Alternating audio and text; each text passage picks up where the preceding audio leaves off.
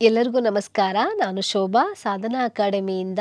ಇವತ್ತಿನ ಸೆಷನ್ನಲ್ಲಿ ನಾನು ನಾಗರ ಶೈಲಿಯ ಕುರಿತು ಚರ್ಚಿಸಲಿದ್ದೇನೆ. ಸ್ನೇಹಿತರೆ, ಭಾರತದ ಸಾಂಸ್ಕೃತಿಕ ಪರಂಪರೆ ಎನ್ನುವಂಥ ಈ ಪುಸ್ತಕದಲ್ಲಿ ಭಾರತ ಮತ್ತು ಕರ್ನಾಟಕದ ಕಲೆ ಮತ್ತು ವಾಸ್ತುಶಿಲ್ಪದ ಕುರಿತು ಚರ್ಚಿಸಲಾಗಿದೆ. ಈ ಪುಸ್ತಕ ಕಲೆ ಮತ್ತು ಸಂಸ್ಕೃತಿಗೆ ಸಂಬಂಧಪಟ್ಟಂತೆ ಕೇಳುವಂಥ ಪ್ರಶ್ನೆಗಳಿಗೆ ಈ ಪುಸ್ತಕದಲ್ಲಿ ಮಾಹಿತಿ ದೊರೆಯುತ್ತದೆ. ಈ ಪುಸ್ತಕ ಮಾರುಕಟ್ಟೆಯಲ್ಲಿ ಮತ್ತು ಸಾಧನ ಆ್ಯಪ್ನಲ್ಲೂ ಸಹ ದೊರೆಯುತ್ತದೆ. ನಾವು ನಾಗರ ಶೈಲಿಯ ಬಗ್ಗೆ ತಿಳಿಯೋದಕ್ಕೂ ಮುಂಚೆ ದೇವಾಲಯ ವಾಸ್ತುಶಿಲ್ಪದ ಬಗ್ಗೆ ಒಂದು ಸ್ವಲ್ಪ ತಿಳಿದುಕೊಳ್ಳೋಣ. ಸ್ನೇಹಿತರೆ, ಅಲೆಮಾರಿಯಾಗಿದ್ದಂತಹ ಮಾನವ ಒಂದು ಕಡೆ ನೆಲೆ ನಿಂತು ಒಂದು ಸುರಕ್ಷಿತವಾದ ಮನೆಯನ್ನು ಕಟ್ಕೊಳ್ಳೋದಕ್ಕೆ ಆತ ಪ್ರಾರಂಭಿಸ್ತಾನೆ. ಸೊ ಈ ಏನು ಮನೆಯನ್ನು ಕಟ್ಕೊಳ್ಳೋದಕ್ಕೆ ಇದೆ ಇಲ್ಲಿಂದನೇ ವಾಸ್ತುಶಿಲ್ಪದ ಪ್ರಾಥಮಿಕ ಹೆಜ್ಜೆ ಅಂತಕ್ಕಂಥದ್ದು ಪ್ರಾರಂಭ ಆಗುತ್ತೆ. ಅಂದರೆ ಮಾನವ ತನಗಾಗಿ ಕಟ್ಟಿಕೊಂಡಂತಹ ಮನೆಯನ್ನು ಗೃಹ ವಾಸ್ತು ಅಂತ ಹೇಳಿ ಕರೆದ್ರೆ, ಸೊ ದೇವರಿಗಾಗಿ ಕಟ್ಟಿದ್ದನ್ನು ತನ್ನ ದೇವಾಲಯ ವಾಸ್ತುಶಿಲ್ಪ ಅಂತ ಹೇಳಿ ಕರಿತೀವಿ. ಸೊ ವಾಸ್ತು ಅಂತ ಹೇಳಿದ್ರೆ ಏನು ಅಂತ ಹೇಳಿದ್ರೆ, ವಾಸ್ತು ಮತ್ತು ವಿಜ್ಞಾನ, ಅಲ್ಲಿ ವಿಜ್ಞಾನ ಮತ್ತು ವಾಸ್ತುಶಾಸ್ತ್ರ ಇವೆರಡೂ ಕೂಡ ಮೇಳೈಸಿರುವಂಥದ್ದು ಅಂತ ಹೇಳಿ. ಅಂದರೆ ವಾಸ್ತು ಅಂತ ಹೇಳಿದ್ರೆ ಯಾವುದಾದರೂ ಒಂದು ಬಯಲು ಜಾಗದಲ್ಲಿ 4 ಗೋಡೆಗಳನ್ನು ಕಟ್ಟಿ ಬಂಧಿಸಿರುವಂತಹ ಜಾಗವನ್ನು ವಾಸ್ತು ಅಂತ ಹೇಳಿ ಕರೆಯಲಾಗುತ್ತೆ. ಸೊ ಹಾಗಾದರೆ ಮಾನವನ 64 ಕಲೆಗಳಲ್ಲಿ ಈ ವಾಸ್ತುಶಿಲ್ಪ ಕಲೆ ಸಹ ಒಂದಾಗಿದೆ ಅಂತ ಹೇಳಿ ನೋಡ್ತೀವಿ. ಹಾಗಾದರೆ ವಾಸ್ತುಶಿಲ್ಪ ಶಾಸ್ತ್ರಕ್ಕೆ ಸಂಬಂಧಪಟ್ಟಂತೆ ಕೆಲವಾರು ಕೃತಿಗಳು ಲಭ್ಯವಿರುತ್ತದೆ. ಸೊ ಹಾಗಾದರೆ ದೇವಾಲಯ ನಿರ್ಮಾಣ ಬಗ್ಗೆ, ದೇವಾಲಯದ ವಿಧಿ ನಿಷೇಧಗಳನ್ನು ಹೇಳುವಂತಹ ಕೃತಿಗಳು ಯಾವ್ಯಾವುದು ಅಂತ ಹೇಳಿ ನೋಡಿದಾಗ, ಸೊ ಅವುಗಳಲ್ಲಿ ಮಾನಸಾರ ಅನ್ನುವಂತಹ ಕೃತಿ, ವಿಶ್ವಕರ್ಮ ವಾಸ್ತುಶಾಸ್ತ್ರ, ಗೃಹ್ಯ ಸೂತ್ರ, ಮತ್ಸ್ಯ ಪುರಾಣ, ಕಾಮಿಕಾಗಮ, ಭೋಜನ ಸಮರಾಂಗಣ ಸೂತ್ರಧಾರ. ಭೋಜ ಅಂತಕ್ಕಂಥವನು ಪಾರಮಾರ ರಾಜ ಆಯಿತ, ಪಾರಮಾರ ಸಂತತಿಯಲ್ಲಿ ಬರ್ತಕ್ಕಂಥ ರಾಜ ಆಯಿತ ಭೋಜ ಅಂತಕ್ಕಂಥವನು, ಆತನ ಕೃತಿ ಸಮರಾಂಗಣ ಸೂತ್ರಧಾರ. ಇದು ಕೂಡ ವಾಸ್ತುಶಿಲ್ಪದ ಕುರಿತು ಚರ್ಚೆಯನ್ನು ಮಾಡುತ್ತೆ. ಅಂದರೆ ಇದ್ರ ಮೇಲೆ ಭೋಜನ ಕೃತಿಯ ಮೇಲೆ ಕೂಡ ಕೇಳಲಾಗಿದೆ, ಈ ಸಮರಾಂಗಣ ಸೂತ್ರಧಾರ ಏನಕ್ಕೆ ಸಂಬಂಧಪಟ್ಟಿದೆ ಪುಸ್ತಕ ಅಂತ ಹೇಳಿ. ಸೊ ಈ ಭೋಜ ಅಂತಕ್ಕಂಥ ರಾಜನ ಕೃತಿ ಸಮರಾಂಗಣ ಸೂತ್ರಧಾರ ಎನ್ನುವಂಥ ಕೃತಿಯಲ್ಲೂ ಕೂಡ ವಾಸ್ತುಶಿಲ್ಪದ ಬಗ್ಗೆ, ಅಂದರೆ ದೇವಾಲಯ ನಿರ್ಮಾಣದ ವಿಧಿ ನಿಷೇಧಗಳ ಬಗ್ಗೆ ಈ ಕೃತಿ ಮಾಹಿತಿಯನ್ನು ಒಳಗೊಂಡಿರುತ್ತೆ. ಸೊ ಇವಿಷ್ಟು ಕೃತಿಗಳು ಏನಿದಾವೆ, ಇದಕ್ಕೂ ಹೆಚ್ಚಿನ ಕೃತಿಗಳು ಲಭ್ಯವಿರುತ್ತವೆ. ಆದರೆ ಕೆಲವು ಏನಾಗಿದೆ, ನಶಿಸಿ ಹೋಗಿರುವಂಥದ್ದು ಸಹ ಗಮನಿಸ್ತೀವಿ. ಇಷ್ಟು ಕೃತಿಗಳು ದೇವಾಲಯದ ನಿರ್ಮಾಣದ ಬಗ್ಗೆ ಹೇಳುವಂಥದ್ದನ್ನು ನಾವು ಗಮನಿಸಬಹುದಾಗಿದೆ. ಹಾಗಾದರೆ ಒಂದು ದೇವಾಲಯ ಅಂತಕ್ಕಂಥದ್ದು ಯಾವ ರೀತಿಯಾಗಿ ಬೆಳವಣಿಗೆ ಹೊಂದಿತು, ದೇವಾಲಯದ ಪ್ರಗತಿಯ ಹಂತಗಳನ್ನು ನಾವು ತಿಳ್ಕೊಳ್ಳೋಣ. ಸೊ ದೇವಾಲಯದ ಪ್ರಗತಿಯನ್ನು ನಾವು 5 ಹಂತಗಳಲ್ಲಿ ಗಮನಿಸ್ತೀವಿ. ಸೊ ಅದರಲ್ಲಿ ಮೊದಲನೇ ಹಂತ ಅಂತಕ್ಕಂಥದ್ದು, ಮೊದಲನೇ ಹಂತಕ್ಕೆ ಬಂದಾಗ ಯಾವ ರೀತಿಯಾಗಿತ್ತು ದೇವಾಲಯ ಪ್ರಾರಂಭಿಕ ಹಂತದಲ್ಲಿ ಅಂತ ಹೇಳಿ ನೋಡಿದ್ರೆ, ತೀರಾ ಸರಳವಾದಂತಹ ಚೌಕಾಕಾರದ ವಿನ್ಯಾಸವನ್ನು ನಾವು ಇಲ್ಲಿ ಗಮನಿಸ್ಬೋದು. ಸೊ ತುಂಬ ಸಿಂಪಲ್ ಆಗಿರ್ತಕ್ಕಂತಹ ದೇವಾಲಯ, ಚೌಕಾಕಾರದ ವಿನ್ಯಾಸ ಇದೆ. ಹಾಗೆ ದೇವಾಲಯ ಏನಿದೆ ಇಲ್ಲಿ ಸಮತಟ್ಟಾದ ಚಾವಣಿಯನ್ನು ಹೊಂದಿರತಕ್ಕಂಥದ್ದನ್ನು ನಾವು ಗಮನಿಸ್ತೀವಿ. ಸಮತಟ್ಟಾಗಿರ್ತಕ್ಕಂಥ ಚಾವಣಿ ಇದೆ. ಹಾಗೆಯೇ ಸಮತಟ್ಟಾದ ಚಾವಣಿಯಲ್ಲಿ ಗರ್ಭಗೃಹವನ್ನು ನಾವು ಗಮನಿಸ್ಬೋದು. ನೋಡಿ, ವೆರಿ ಸಿಂಪಲ್ ಆಗಿರ್ತಕ್ಕಂತಹ ಗರ್ಭಗೃಹ ಕಂಡು ಬರುತ್ತೆ. ಸೊ ಈ ಗರ್ಭಗೃಹಕ್ಕೆ ಅಂಟಿಕೊಂಡಂತೆ ಅದಕ್ಕೆ ಏನಿದೆ, ಮುಖಮಂಟಪವನ್ನು ನಾವು ಗಮನಿಸ್ತೀವಿ. ಸೊ ಈ ಮುಖಮಂಟಪವನ್ನು ನಾವು ಗಮನಿಸ್ತೀವಿ. ಆದರೆ ಈ ಮುಖಮಂಟಪ ಏನಿದೆ, ತೆರೆದ ಮುಖಮಂಟಪವನ್ನು ನಾವು ಗಮನಿಸ್ತೀವಿ. ಈ ಮುಖಮಂಟಪದ ಕಂಬಗಳು ಏನಿದಾವೆ ತುಂಬ ಸರಳವಾಗಿ, ಹೆಚ್ಚಾಗಿ ಅಲಂಕಾರ ಇಲ್ಲದೆ ಇರತಕ್ಕಂತಹ ಕಂಬಗಳನ್ನು ನಾವು ಗಮನಿಸಬಹುದಾಗಿದೆ. ಈ ಮುಖಮಂಟಪದ ಕೆಳಭಾಗದಲ್ಲಿ ಕಂಡುಬರ್ತಕ್ಕಂತಹ ಅಂದರೆ ಈ ಕಂಬಗಳು ಏನು ಕಂಡುಬರ್ತವೆ, ಸೊ ಇವು ಯಾವುದೇ ಅಲಂಕಾರ ರಹಿತವಾಗಿದ್ದಾವೆ, ಅಂದರೆ ಅಲಂಕಾರ ಇರೋದಿಲ್ಲ ಅಂತಕ್ಕಂಥದ್ದು. ಸೊ ಹಾಗಾದರೆ ಈ ದೇವಾಲಯ ಅಂದರೆ ದೇವಾಲಯದ ಪ್ರಗತಿಯ ಹಂತದಲ್ಲಿ ಮೊದಲನೇ ಹಂತದಲ್ಲೇ ನಾವೇನು ಗಮನಿಸ್ತೀವಿ, ಸೊ ಇಲ್ಲಿ ಸಮತಟ್ಟಾದಂಥ ವೇದಿಕೆಯ ಮೇಲೆ ರಚನೆಯಾಗಿರ್ತಕ್ಕಂಥದ್ದನ್ನು ನಾವು ಗಮನಿಸ್ತೀವಿ. ಸೊ ಇದು ದೇವಾಲಯದ ಪ್ರಗತಿಯ ಮೊದಲನೇ ಹಂತ. ಅಂದರೆ ಈ ಪ್ರಗತಿಯ ಹಂತದ ಮೊದಲನೇ ಹಂತಕ್ಕೆ ಉದಾಹರಣೆ ಯಾವುದು ದೇವಾಲಯವನ್ನು ಕೊಡ್ಬೋದು ಅಂತ ಹೇಳಿದ್ರೆ, ಅಂದರೆ ಸಾಂಚಿಯ ದೇವಾಲಯದ ಸಂಖ್ಯೆ 17 ಅಂತ ಹೇಳಿ ಇತ್ತೀಚೆಗೆ ಬಂದಂತಹ ನೆಟ್ ಎಕ್ಸಾಮಲ್ಲಿ ಇದ್ರ ಮೇಲೆ ಕ್ವಶನ್ ಕೇಳಲಾಗಿತ್ತು. ಅಂದರೆ ದೇವಾಲಯದ ಪ್ರಗತಿ ಹಂತದಲ್ಲಿ ಬರ್ತಕ್ಕಂಥ ಸಮತಟ್ಟಾದ ಚಾವಣಿಯನ್ನು ಅಂತಕ್ಕಂತಹ ದೇವಾಲಯ ಯಾವುದು ಅಂತ ಕೇಳಿದ್ರು. ಸೊ ಅದರಲ್ಲಿ ದೇವಾಲಯ ಸಂಖ್ಯೆ 17 ಅಂತಕ್ಕಂಥದ್ದು, ದೇವಾಲಯದ ಸಂಖ್ಯೆ ಅದು 17ನೇ ಸಂಖ್ಯೆ ಅಂತ ಹೇಳಿ. ಅಂದರೆ ನಮಗೆ ಪ್ರಗತಿಯ ಹಂತದಲ್ಲಿ ಯಾರ ಕಾಲದಿಂದ ಈ ದೇವಾಲಯವನ್ನು ಗಮನಿಸ್ಬೋದು ಅಂದರೆ ಗುಪ್ತರ ಅವಧಿಯಲ್ಲಿ. ಸೊ ನಮಗೆ ದೇವಾಲಯಗಳನ್ನು ನಾವು ಇತಿಹಾಸವನ್ನು ನೋಡೋಕೆ ಹೋದಾಗ ಗುಪ್ತರ ಕಾಲಾವಧಿಯಿಂದ ದೇವಾಲಯಗಳು ನಮಗೆ ಸಿಗ್ತಾ ಹೋಗ್ತದೆ. ಅಂದರೆ ಅದಕ್ಕೂ ಮುಂಚೆನೆ ಅದಕ್ಕೂ ಹಿಂದೆ ಯಾವ್ದಾದ್ರು ದೇವಾಲಯಗಳಿತ್ತ ಅಂದ್ರೆ ಬಹುಶಃ ಇರ್ಬೋದು. ಯಾಕೆಂದ್ರೆ ಮರ ಮತ್ತೆ ಇಟ್ಟಿಗೆನ ಬಳಸಿ ಕಟ್ಟಿರೋದ್ರಿಂದ ಕೆಲವು ದೇವಾಲಯಗಳು ನಾಶವಾಗಿರ್ತಕ್ಕಂಥ ಸಾಧ್ಯತೆ ಇರೋದ್ರಿಂದ ಏನು ಶಿಲೆಯನ್ನ ಬಳಸ್ತಾ ಹೋಗ್ತಾನೆ ಮಾನವ, ಸೊ ಅಲ್ಲಿಂದ ನಮಗೆ ಸಿಗ್ತಕ್ಕಂಥ ದೇವಾಲಯವನ್ನು ನಾವು ಕನ್ಸಿಡರ್ ಮಾಡ್ತೀವಿ. ಹಾಗಾಗಿ ನಮಗೆ ಮೊದಲನೇ ಹಂತದಲ್ಲಿ ಕಂಡುಬರ್ತಕ್ಕಂಥ ದೇವಾಲಯ ಅಂದ್ರೆ ದೇವಾಲಯದ ಸಂಖ್ಯೆ 17 ಅಂದ್ರೆ ಸಾಂಚಿಯೆಲ್ಲ ಕಂಡುಬರ್ತಕ್ಕಂಥ 17ನೇ ದೇವಾಲಯ ಅಂತ ಹೇಳಿ ಗುರುತಿಸ್ತೀವಿ. ಹಾಗಾದ್ರೆ ಎರಡನೇ ಹಂತದಲ್ಲಿ ಯಾವ ರೀತಿಯಾಗಿ ಬೆಳವಣಿಗೆ ಆಯಿತು ಅಂತ ಹೇಳಿ ನೋಡೋಣ. ಸೊ ಎಸ್, ಎರಡನೇ ಹಂತದಲ್ಲಿ ನಾವು ಯಾವ ದೇವಾಲಯವನ್ನ ಉದಾಹರಣೆ ಕೊಡ್ಬೋದು ಅಂತ ಹೇಳಿದ್ರೆ ಮಧ್ಯಪ್ರದೇಶದಲ್ಲಿ ಕಂಡುಬರ್ತಕ್ಕಂಥ ನಾಚ್ನ ಕುತಾರ ಅಂತ ಹೇಳಿ. ಸೊ ಮಧ್ಯಪ್ರದೇಶದ ನಾಚ್ನ ಕುತಾರದಲ್ಲಿ ಕಂಡುಬರ್ತಕ್ಕಂಥ ಪಾರ್ವತಿ ದೇವಾಲಯ ಏನಿದೆ ಇದು ಎರಡನೇ ಹಂತದ ದೇವಾಲಯಕ್ಕೆ ಉದಾಹರಣೆಯಾಗಿರುತ್ತೆ. ಹಾಗಾದ್ರೆ ಈ ದೇವಾಲಯದಲ್ಲಿ ಯಾವ್ಯಾವ ರೀತಿ ಚೇಂಜಸ್ ಕಂಡುಬರುತ್ತೆ, ಮೊದಲನೇ ಹಂತಕ್ಕೂ ಎರಡನೇ ಹಂತಕ್ಕೂ ಏನೇನು ಚೇಂಜಸ್ ಇದೆ ಅಂತ ಹೇಳಿ ನೋಡೋಣ. ಸೊ ಇಲ್ಲಿ ನೋಡಿ, ಅಲ್ಲಿ ಸಮತಟ್ಟಾದ ವೇದಿಕೆ ಇತ್ತು, ಅಂದ್ರೆ ಜಗತಿ ಸಮತಟ್ಟಾದ ವೇದಿಕೆ ಇತ್ತು. ಬಟ್ ಎರಡನೇ ಸ್ಟೇಜಿಗೆ ಬಂದಾಗ ಎತ್ತರವಾದ ಜಗತಿ ನಮಗೆ ಕಂಡು ಬರ್ತಾ ಇದೆ. ಸೊ ಎತ್ತರವಾದ ಜಗತಿಯ ಮೇಲೆ ದೇವಾಲಯವನ್ನು ನಿರ್ಮಾಣ ಮಾಡಿರ್ತಕ್ಕಂಥದ್ದು. ಸೊ ಹಾಗೆ ಗರ್ಭಗೃಹದ ಮುಂದೆ ಒಂದು ಚಿಕ್ಕ ಮುಖಮಂಟಪ ಸಹ ಕಂಡು ಬರುತ್ತೆ. ಬಹುಶಃ ಈಗ ಅಂದ್ರೆ ತದನಂತರದಲ್ಲಿ ಬಿದ್ದು ಹೋಗಿರ್ತಕ್ಕಂಥ ಚಾನ್ಸ್ ಇರುತ್ತೆ. ಸೊ ಇಲ್ಲಿ ಒಂದು ಮುಖಮಂಟಪ ನಮಗೆ ಕಂಡುಬರುತ್ತೆ. ಹಾಗೆ ಈ ಮುಖಮಂಟಪಕ್ಕೆ ನಾವು ಹೋಗ್ಬೇಕು ಅಂದ್ರೆ ಇಲ್ಲಿ ಮೆಟ್ಟಿಲುಗಳನ್ನ ವ್ಯವಸ್ಥೆ ಮಾಡಿರ್ತಕ್ಕಂಥದ್ದನ್ನು ನಾವು ನೋಡ್ತೀವಿ. ಅಂದ್ರೆ ಒಂದು ಎತ್ತರವಾದ ವೇದಿಕೆ. ಸೊ ಇಲ್ಲಿ ಆ ವೇದಿಕೆಗೆ ಹತ್ತಿ ಹೋಗೋದಕ್ಕೆ ಮೆಟ್ಟಿಲುಗಳ ವ್ಯವಸ್ಥೆಯನ್ನ ಮಾಡಿರುವಂತದ್ದನ್ನು ನಾವು ಗಮನಿಸ್ತೀವಿ. ಹಾಗೆಯೇ ಈ ದೇವಾಲಯದ ಇನ್ನೊಂದು ವೈಶಿಷ್ಟ್ಯತೆ ಅಂದ್ರೆ ಈ ದೇವಾಲಯವನ್ನ ಒಂದ್ಸರಿ ಪ್ರದಕ್ಷಿಣೆ ಹಾಕೊಂಡು ಹೋಗ್ಬೋದು. ಪ್ರದಕ್ಷಿಣಾ ಪಥವನ್ನು ಸಹ ನಾವು ಗಮನಿಸಬಹುದಾಗಿದೆ. ಅಂದ್ರೆ ಪ್ರದಕ್ಷಿಣಾ ಪಥವನ್ನ ಅಳವಡಿಸಲಾಗಿದೆ ಅಂತ ಹೇಳಿ.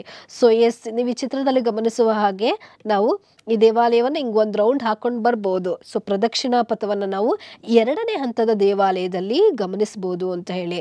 ಹಾಗೆಯೇ ಈ ದೇವಾಲಯದ ದ್ವಾರಬಂಧ ಏನಿದೆ, ಈ ದ್ವಾರಬಂಧವನ್ನ ಶಿಲ್ಪಗಳಿಂದ ಅಲಂಕರಿಸಿರುವಂಥದ್ದು ಕಂಡುಬರುತ್ತೆ.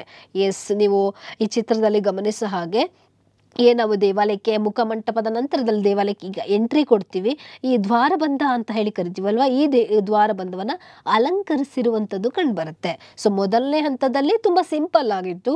ಎರಡನೇ ಹಂತಕ್ಕೆ ಬಂದಾಗ ಈ ದ್ವಾರ ಅಂತಕ್ಕಂಥದ್ದು ಏನಿದೆ, ಬಾಗಿಲು ಅಂತದ್ದು, ಇಲ್ಲಿ ಅಲಂಕಾರ ಮಾಡಿರ್ತಕ್ಕಂಥದ್ದು ನಮಗೆ ಕಂಡುಬರುತ್ತೆ.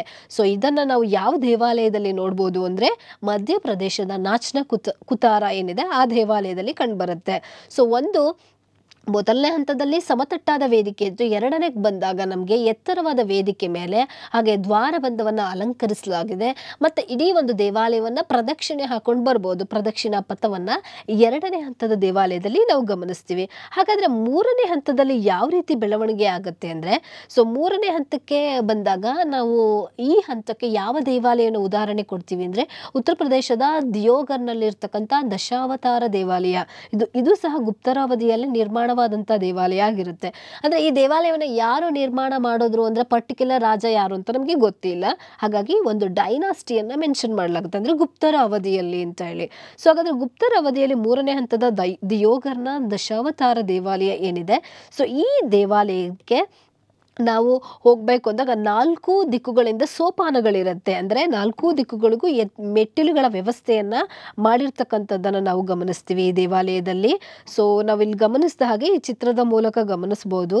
ಏನಂದ್ರೆ 4 ಮೂಲೆಗಳಲ್ಲೂ ಕೂಡ ನಾವು ಈ ದೇವಾಲಯಕ್ಕೆ ಎಂಟ್ರಿಯನ್ನ ಕೊಡ್ಬೋದು. ಒಂದು ಈ ಕಡೆಯಿಂದ ಹಾಗೆ ಈ ಕಡೆ ನೋಡಿ 4 ದಿಕ್ಕುಗಳಿಗೂ ಕೂಡ ಸೋಪಾನಗಳ ವ್ಯವಸ್ಥೆ. ಅಲ್ಲಿಯೂ ನಾವು ಪಾರ್ವತಿ ದೇವಾಲಯದಲ್ಲಿ ಒಂದು ಕಡೆ ನೋಡಿದ್ವಿ, ಬಟ್ ದಶಾವತಾರ ದೇವಾಲಯಕ್ಕೆ ಬಂದಾಗ ಇಲ್ಲಿ 4 ದಿಕ್ಕಿಗೂ ಕೂಡ ವ್ಯವಸ್ಥೆಯನ್ನ ಅಂದ್ರೆ ಮೆಟ್ಟಿಲುಗಳ ವ್ಯವಸ್ಥೆಯನ್ನ ಮಾಡಿದ್ದಾರೆ. ಹಾಗೆ ಎತ್ತರವಾದ ವೇದಿಕೆ ನಮಗೆ ಕಂಡುಬರುತ್ತೆ. ಹಾಗೆಯೇ ನಮಗೆ ಈ ಮೂರನೇ ಹಂತದ ಇದರಲ್ಲಿ ದೇವಾಲಯದಲ್ಲಿ ಇನ್ನೊಂದು ವೈಶಿಷ್ಟ್ಯತೆ ಏನಪ್ಪಾ ಅಂದ್ರೆ ಪಂಚಯತನ ಶೈಲಿಯನ್ನ ಅಳವಡಿಸಿರುವಂಥದ್ದು. ಅಂದ್ರೆ ಏನಿದು ಅಂದ್ರೆ ಸುಮಾರು ಎಕ್ಸಾಮ್ ಅಲ್ಲಿ ಕೇಳಿರುವಂಥದ್ದು ನೋಡ್ತೀವಿ. ಪಂಚಯತನ ಅಂದ್ರೆ ಏನು ಅಂತ ಹೇಳಿ ಕೇಳಿದಾನೆ. ಸೊ ಎಸ್, ಪಂಚಯತನ ಅಂತ ಹೇಳಿದಾಗ ಎಸ್, ಪಂಚಯತನ ಅಂದ್ರೆ 4 ಪರಿವಾರ ದೇವತೆಗಳಿರುತ್ತೆ. ಅಂದರೆ ಒಂದು ಮೇನ್ ದೇವತೆ ನಮಗೆ ಇದು ಮೇನು, ಇದು ವಿಷ್ಣುವಿನ ದೇವಾಲಯ. ದಿಯೋಗರ್ನ ದಶಾವತಾರ ದೇವಾಲಯ ಇದೆ, ಇದು ಮೇನ್ ದೇವತೆ ಅಂದ್ರೆ ವಿಷ್ಣುವಿನ ದೇವಾಲಯ. ಇದು ಒಂದಾಯ್ತು. ಸೊ ಹಾಗೆ ಪರಿವಾರ ದೇವತೆಗಳು ಅಂತ ಹೇಳಿದ್ರೆ ಇಲ್ಲೊಂದು ಕಂಡು ಬರುತ್ತೆ.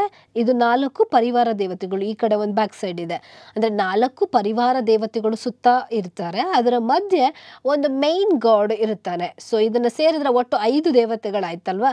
ಸೊ ಹಂಗಾಗಿ ಇದನ್ನ ಪಂಚಯತನ ಶೈಲಿಯಲ್ಲಿ ದೇವಾಲಯವನ್ನ ನಿರ್ಮಾಣ ಮಾಡಿರ್ತಕ್ಕಂಥದ್ದು ಗಮನಿಸ್ತೀವಿ. ಅಂದರೆ ಈ ಶೈಲಿಯಲ್ಲೇ ತದನಂತರದಲ್ಲಿ ನಾಗರ ಶೈಲಿಯಲ್ಲಿ ಹಲವಾರು ದೇವಾಲಯಗಳು ಅಂದರೆ ಪಂಚಯತನ ಶೈಲಿಯಲ್ಲೇ ದೇವಾಲಯಗಳನ್ನು ನಿರ್ಮಾಣ ಮಾಡುವಂಥದ್ದನ್ನು ನಾವು ಗಮನಿಸ್ತೀವಿ. ಸೊ ಹಾಗಾಗಿ ನಮಗೆ ಪಂಚಯತನ ಶೈಲಿ ಎಲ್ಲಿ ಕಂಡು ಬರುತ್ತೆ ಮೊದಲಿಗೆ ಅಂದರೆ ದಿಯೋಗರ್ನ ದಶಾವತಾರ ದೇವಾಲಯದಲ್ಲಾಗಿರುತ್ತೆ. ಅಂದರೆ ಮೇನ್ ಗಾಡ್ ಮಧ್ಯೆ ಇರ್ತಾನೆ. ಈಗ ವಿಷ್ಣು ದೇವಾಲಯ ಅಂದರೆ ವಿಷ್ಣು ಮಧ್ಯೆ ಇರ್ತಾನೆ, ಅದರ ಸುತ್ತ ಪರಿವಾರ ದೇವತೆಗಳು ಇರ್ತವೆ ಅಂತ ಹೇಳಿ, 4 ಪರಿವಾರ ದೇವತೆಗಳು ಮಧ್ಯೆ ಒಂದು ಗಾಡ್. ಸೊ 4+1 5 ಅಂತ ಇದನ್ನು ಪಂಚಯತನ ಶೈಲಿ ಅಂತ ಹೇಳಿ ಕರಿತೀವಿ. ಸೊ ಹಾಗೆಯೇ ಇಲ್ಲೂ ಕೂಡ ನಾವು ಏನು ಗಮನಿಸ್ತೀವಿ, ಈ ದೇವಾಲಯದಲ್ಲಿ ದ್ವಾರಬಂಧವನ್ನು ಅಲಂಕರಿಸಿರುವಂಥದ್ದು ಕಂಡುಬರುತ್ತೆ. ಎಸ್, ಇಲ್ಲಿ ದ್ವಾರಬಂಧ ಏನು ನಮಗೆ ಕಂಡುಬರುತ್ತೆ, ಈ ದ್ವಾರಬಂಧವನ್ನು ಅಲಂಕರಿಸಿರುವಂಥದ್ದು. ಅಂದರೆ ಇಲ್ಲಿ ಯಾವ ರೀತಿಯ ದ್ವಾರಬಂಧದಲ್ಲಿ ಯಾವ್ಯಾವ ದ್ವಾರಪಾಲಕರನ್ನು ನಾವು ಗಮನಿಸ್ತೀವಿ ಅಂದರೆ ಗಂಗಾ ಯಮುನಾ ನದಿ ದೇವತೆಗಳನ್ನು ಗಮನಿಸ್ತೀವಿ. ಅಂದರೆ ನಮ್ಮ ದಕ್ಷಿಣ ಭಾರತದ ದೇವಾಲಯಗಳಿಗೆ ಬಂದಾಗ ದ್ವಾರಪಾಲಕರು ಶಿವನ ದೇವಾಲಯ ಇದ್ದರೆ ಶಿವನಿಗೆ ಸಂಬಂಧಪಟ್ಟಂಥ ಗಣಗಳು ದ್ವಾರಪಾಲಕರನ್ನು ನೋಡ್ತೀವಿ, ವಿಷ್ಣುವಿಗೆ ಬಂದಾಗ ವಿಷ್ಣುವಿಗೆ ಸಂಬಂಧಪಟ್ಟಂಥ ಜಯ ವಿಜಯನನ್ನು ನೋಡ್ತೀವಿ. ಆದರೆ ನಮಗೆ ಉತ್ತರ ಭಾರತದಲ್ಲಿ ಬರ್ತಕ್ಕಂಥ ಈ ದೇವಾಲಯಗಳಲ್ಲಿ ಏನಂದರೆ ಇವರು ನದಿ ದೇವತೆಗಳನ್ನು ಅಂದರೆ ಗಂಗಾ ಯಮುನಾ ನದಿ ದೇವತೆಗಳನ್ನು ದ್ವಾರಪಾಲಕರಾಗಿ ನೇಮಿಸಿರುವಂಥದ್ದು ನಮಗೆ ಕಂಡುಬರುತ್ತೆ. ಸೊ ಇದು ನಮಗೆ 3ನೇ ಹಂತದಲ್ಲಿ ಕಂಡುಬರ್ತಕ್ಕಂತಹ ದೇವತೆಗಳಾಗಿರುತ್ತೆ. ಹಾಗೆಯೇ 3ನೇ ಹಂತದಲ್ಲಿ ಇನ್ನೊಂದು ವೈಶಿಷ್ಟ್ಯತೆ ಕಂಡುಬರುತ್ತೆ ಅಂತ ಹೇಳಿದ್ರೆ ಈ ದೇವಾಲಯದಲ್ಲಿ ನಾವು ಶಿಖರವನ್ನು ಗಮನಿಸ್ತೀವಿ. ಎಸ್, ಮೇಲ್ಗಡೆ ಶಿಖರವನ್ನು ನಾವು ಗಮನಿಸಬಹುದಾಗಿದೆ. ಅಂದರೆ ಶಿಖರ ಅನ್ನುವಂಥದ್ದು ಬೆಳವಣಿಗೆ ಈ ದೇವಾಲಯದಲ್ಲಿ ಕಂಡುಬರುತ್ತೆ.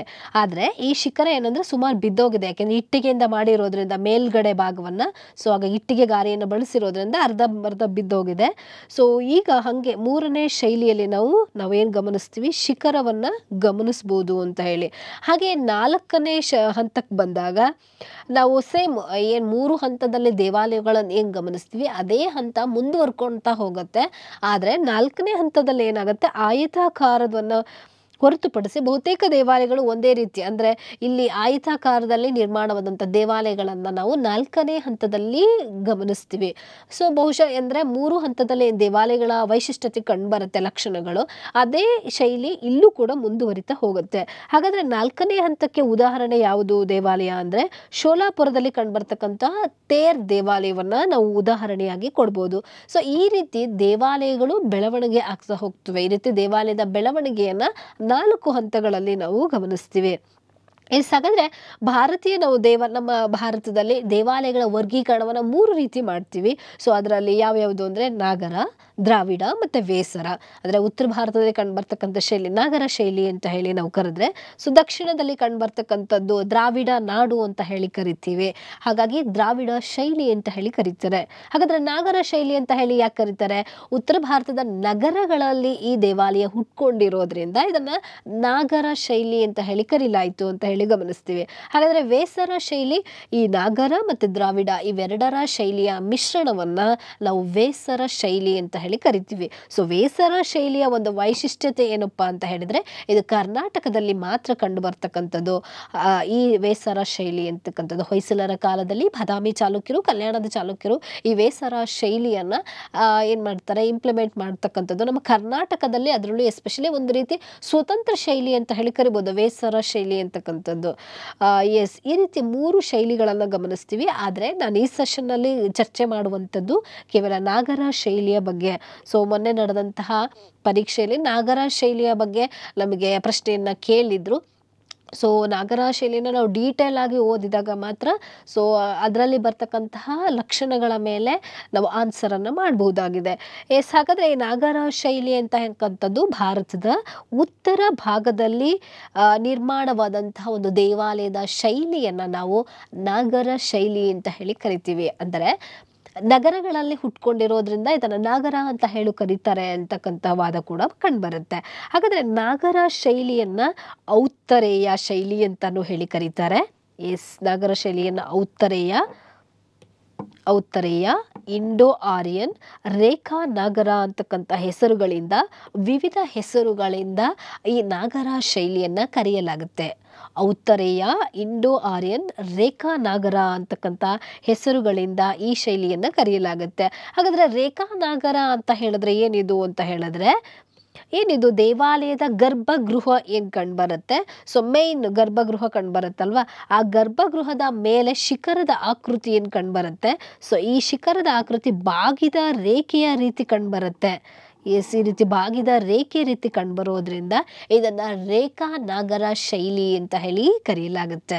ಹಾಗಾದ್ರೆ ನಾಗರ ಶೈಲಿಯ ದೇವಾಲಯಗಳು ಉತ್ತರ ಭಾರತ ಅಂತ ಹೇಳಿ ಕರೆದ್ವಿ. ಅದರ ಉತ್ತರ ಭಾರತದ ಯಾವ್ಯಾವ ಸ್ಥಳಗಳಲ್ಲಿ ಈ ನಾಗರ ಶೈಲಿಯ ದೇವಾಲಯಗಳು ಕಂಡುಬರುತ್ತೆ ಅಂತ ಹೇಳಿದಾಗ, ಜಮ್ಮು ಮತ್ತು ಕಾಶ್ಮೀರ, ಜಮ್ಮು ಮತ್ತು ಕಾಶ್ಮೀರ, ಪಂಜಾಬ್, ಹರಿಯಾಣ, ರಾಜಸ್ಥಾನ, ಬಿಹಾರ, ಗುಜರಾತ್, ಮಧ್ಯಪ್ರದೇಶ, ಒರಿಸ್ಸಾ, ಉತ್ತರಾಖಂಡ, ಛತ್ತೀಸ್ಗಢ ಈ ರಾಜ್ಯಗಳಲ್ಲಿ ನಮಗೆ ನಾಗರ ಶೈಲಿಯ ದೇವಾಲಯಗಳನ್ನು ಗಮನಿಸ್ತೀವಿ. ಗುಜರಾತಲ್ಲಿ, ಅದರಲ್ಲೂ ಎಸ್ಪೆಷಲಿ ಗುಜರಾತ್, ಮಧ್ಯಪ್ರದೇಶ ಮತ್ತು ಒರಿಸ್ಸಾ, ರಾಜಸ್ಥಾನ ಏನಿದೆ ಇಲ್ಲಿ ಹೆಚ್ಚಿನ ನಾಗರ ಶೈಲಿಯ ದೇವಾಲಯಗಳು ಕಂಡುಬರುತ್ತೆ. ಹಾಗೆ ಈಸ್ಟರ್ನ್ ಪಾರ್ಟ್ ಅಂದರೆ ಅಸ್ಸಾಮಲ್ಲೂ ಕಂಡುಬರುತ್ತೆ. ಪಶ್ಚಿಮ ಬಂಗಾಳದಲ್ಲೂ ಕೂಡ ನಮಗೆ ನಾಗರ ಶೈಲಿಯ ದೇವಾಲಯಗಳು ಕಂಡುಬರ್ತಕ್ಕಂಥದ್ದನ್ನು ನಾವು ಗಮನಿಸ್ತೀವಿ. ಈ ನಾಗರ ಶೈಲಿ ದೇವಾಲಯಗಳು ಹಾಗಾದ್ರೆ ನಾಗರ ಶೈಲಿಗೆ ಸಂಬಂಧಪಟ್ಟಿದ್ದು ಕರ್ನಾಟಕದಲ್ಲೇ ಯಾವ್ದಾದ್ರು ದೇವಾಲಯಗಳು ಇದಾವ ಅಂತ ಹೇಳಿದ್ರೆ, ಬಾದಾಮಿ ಚಾಲುಕ್ಯರ ಕಾಲದಲ್ಲಿ ಅಂದರೆ ಪಟ್ಟದಕಲ್ಲಿನಲ್ಲಿ ನಾವು ನಾಗರ ಶೈಲಿಗೆ ಸಂಬಂಧಪಟ್ಟಂತ ದೇವಾಲಯಗಳನ್ನು ಗಮನಿಸ್ತೀವಿ. ಹಾಗಾದ್ರೆ ಯಾವ್ಯಾವ್ದಿದೆ ನಮ್ಮ ಕರ್ನಾಟಕದಲ್ಲಿ ನಾಗರ ಶೈಲಿಗೆ ಸಂಬಂಧಪಟ್ಟಿದ್ದು ಅಂದ್ರೆ, ಗಳಗನಾಥ ಟೆಂಪಲ್ ಅಂತ ಹೇಳಿ ನಮಗೆ ಪಟ್ಟದಕಲ್ಲಲ್ಲಿ ಕಂಡುಬರುತ್ತೆ. ಗಳಗನಾಥ. ಹಾಗೆಯೇ ಪಾಪನಾಥ ದೇವಾಲಯ ಪಟ್ಟದಕಲ್ಲಲ್ಲಿ ಕಂಡುಬರುತ್ತೆ. ಸೊ ಇದು ನಾಗರ ಶೈಲಿಗೆ ಸಂಬಂಧಪಟ್ಟಿದ್ದು. ಇದು ಬಾದಾಮಿ ಚಾಲುಕ್ಯರ ಕಾಲದಲ್ಲಿ ನಿರ್ಮಾಣವಾದಂಥದ್ದು ಈ ಎರಡು ದೇವಾಲಯಗಳು.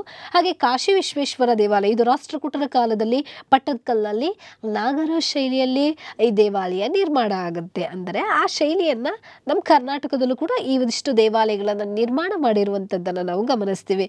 ಹಾಗಾದ್ರೆ ಈ ನಾಗರ ಶೈಲಿಯ ಲಕ್ಷಣಗಳೇನು ಅನ್ನುವಂಥದ್ದು ತಿಳ್ಕೊಳ್ಳೋಣ. ಮೊನ್ನೆ ಎಕ್ಸಾಮಲ್ಲಿ ನಡೆದಿದ್ದು ಕೂಡ ಲಕ್ಷಣಗಳ ಮೇಲೆ ಬಂದಿರತಕ್ಕಂಥದ್ದನ್ನು ನಾವು KS ಎಕ್ಸಾಮಲ್ಲಿ ಬಂದಿರತಕ್ಕಂಥದ್ದು ಗಮನಿಸ್ತೀವಿ. ಇಡೀ ಒಂದು ಈ ಪಿಕ್ಚರನ್ನು ನಾವು ಗಮನಿಸಿದ್ರೆ, ಅಂದರೆ ಈ ಪಿಕ್ಚರನ್ನು ಗಮನಿಸಿದ್ರೆ ನಮಗೆ ಈಸಿಯಾಗಿ ನಾಗರ ಶೈಲಿಯ ಲಕ್ಷಣಗಳು ಈಸಿಯಾಗಿ ಅರ್ಥ ಆಗುತ್ತೆ ಅಂತಕ್ಕಂಥದ್ದು. ಸೊ ಮೊನ್ನೆ ಕೇಳಿದಂಥದ್ದು ನಾಗರ ಶೈಲಿ ಲಕ್ಷಣಗಳು ಅಧಿಷ್ಠಾನ, ಆಮಲಕ ಮತ್ತು ಶಿಖರ ಅನ್ನುವಂಥದ್ರ ಬಗ್ಗೆ ಕೇಳಿದರು. ಇವೇನು ಅಂತ ಹೇಳಿ ಇವೆಲ್ಲವೂ ಕೂಡ ಈ ನಾಗರ ಶೈಲಿಯಲ್ಲಿ ಬರ್ತಕ್ಕಂತಹ ಲಕ್ಷಣಗಳಾಗಿರುತ್ತೆ. ಹಾಗಾದರೆ ಈ ಲಕ್ಷಣಗಳನ್ನು 1 by 1 ತಿಳ್ಕೊಳ್ಳೋಣ, ಹೇಗಿದೆ ಇದರ ಪಾರ್ಟ್ಸ್ಗಳು ಅಂತ ಹೇಳಿ. ಸೊ ನಾಗರ ಶೈಲಿಯಲ್ಲಿ ಕಂಡುಬರ್ತಕ್ಕಂತಹ ದೇವಾಲಯದಲ್ಲಿ ನಮಗೇನಂದರೆ ಎತ್ತರವಾದ ವೇದಿಕೆ ಅಂತ ಹೇಳಿ ಕರಿತೀವಿ, ಅಂದರೆ ರೈಸ್ ಪ್ಲಾಟ್ಫಾರ್ಮ್ ಅಂತ ಹೇಳಿ. ಸೊ ನಾವು ಎತ್ತರವಾದ ಒಂದು ವೇದಿಕೆಯ ಮೇಲೆ ದೇವಾಲಯವನ್ನು ನಿರ್ಮಾಣ ಮಾಡಿದ್ದಾರೆ. ಏಕೆಂದರೆ ದೇವಾಲಯ ಎತ್ತರವಾಗಿದ್ದಾಗ ನೋಡೋದಕ್ಕೂ ಕೂಡ ಸುಂದರವಾಗಿರುತ್ತೆ. ಹಾಗೆಯೇ ದೇವಾಲಯದಲ್ಲಿ ಉತ್ಸವಗಳನ್ನು ನಡೆಸೋದಕ್ಕೆ, ಅಲ್ಲಿ ಜನ ಸೇರೋದಕ್ಕೆ ಮತ್ತು ಅಂದರೆ ಪ್ರದಕ್ಷಿಣೆಯನ್ನು ಹಾಕೊಂಡು ಬರೋದಕ್ಕೂ ಕೂಡ ಈ ರೈಸ್ ಪ್ಲಾಟ್ಫಾರ್ಮ್ ಅಂದರೆ ಎತ್ತರವಾದ ವೇದಿಕೆ ಸಹಾಯಕಾರಿಯಾಗಬಲ್ಲದು. ಹಾಗಾಗಿ ಎತ್ತರವಾದ ಒಂದು ವೇದಿಕೆಯ ಮೇಲೆ ದೇವಾಲಯವನ್ನು ನಿರ್ಮಾಣ ಮಾಡಿರುವಂಥದ್ದನ್ನು ಗಮನಿಸ್ತೀವಿ. ಅಂದರೆ ಎತ್ತರವಾದ ವೇದಿಕೆ ಕಂಡುಬರುತ್ತೆ. ಇದೇ ಕೆಳಗಡೆ ನಾವು ಅಧಿಷ್ಠಾನ ಅಂತಕ್ಕಂಥ ಪಾಠನ ಗುರುತಿಸ್ತೀವಿ. ಮೊನ್ನೆ ಕೇಳಿದ್ರು ಅಧಿಷ್ಠಾನ, ಅಮಲಕ ಮತ್ತು ಶಿಖರ ಅಂತ ಹೇಳಿ. ಸೊ ಇದು ನಾಗರ ಶೈಲಿಯಲ್ಲಿ ಕಂಡುಬರ್ತಕ್ಕಂತಹ ಲಕ್ಷಣ. ಅಂದರೆ ರೈಸ್ ಪ್ಲಾಟ್ಫಾರ್ಮ್ ಈ ಪಾರ್ಟ್ ಏನಿದೆ ಇಲ್ಲೇ ನಮಗೆ ಅಧಿಷ್ಠಾನ ಅನ್ನುವಂಥದ್ದು ಕೂಡ ಕಂಡುಬರುತ್ತೆ. ಹಾಗಾದರೆ ದ ನೆಕ್ಸ್ಟ್ ಪಾರ್ಟ್ ಏನು ಕಂಡುಬರುತ್ತೆ ನಾಗರ ಶೈಲಿಯಲ್ಲಿ ಅಂತ ಹೇಳಿದಾಗ ಮಂಟಪ.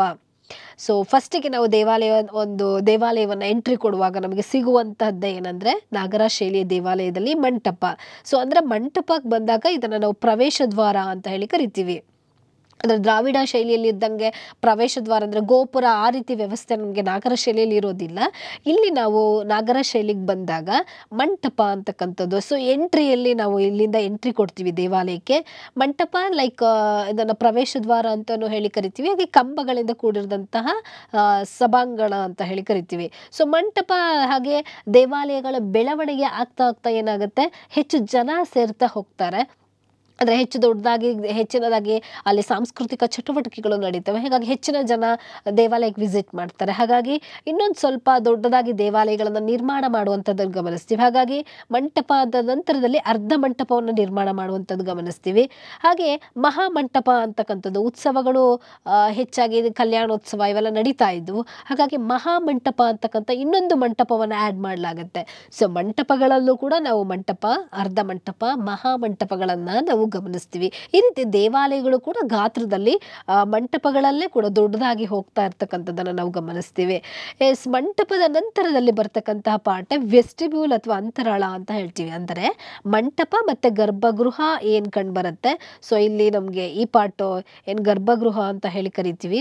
ಅಂದ್ರೆ ಒಳಗಡೆ ಮೈನ್ ಗಾಡ್ ಇರ್ತಾನಲ್ವಾ, ಈ ಗರ್ಭಗೃಹ ಮತ್ತೆ ಈ ಮಂಟಪ ಏನ್ ಕಂಡು ಬರುತ್ತೆ, ಇವೆರಡರ ಮಧ್ಯದ ಸ್ಥಳವನ್ನ ವೆಸ್ಟಿಬ್ಯೂಲ್ ಅಂತ ಹೇಳಿ ಕರೀತಾರೆ ಅಥವಾ ಅಂತರಾಳ ಅಂತ ಹೇಳಿ ನಾವು ಗಮನಿಸ್ತೀವಿ. ಅಂತರಾಳ.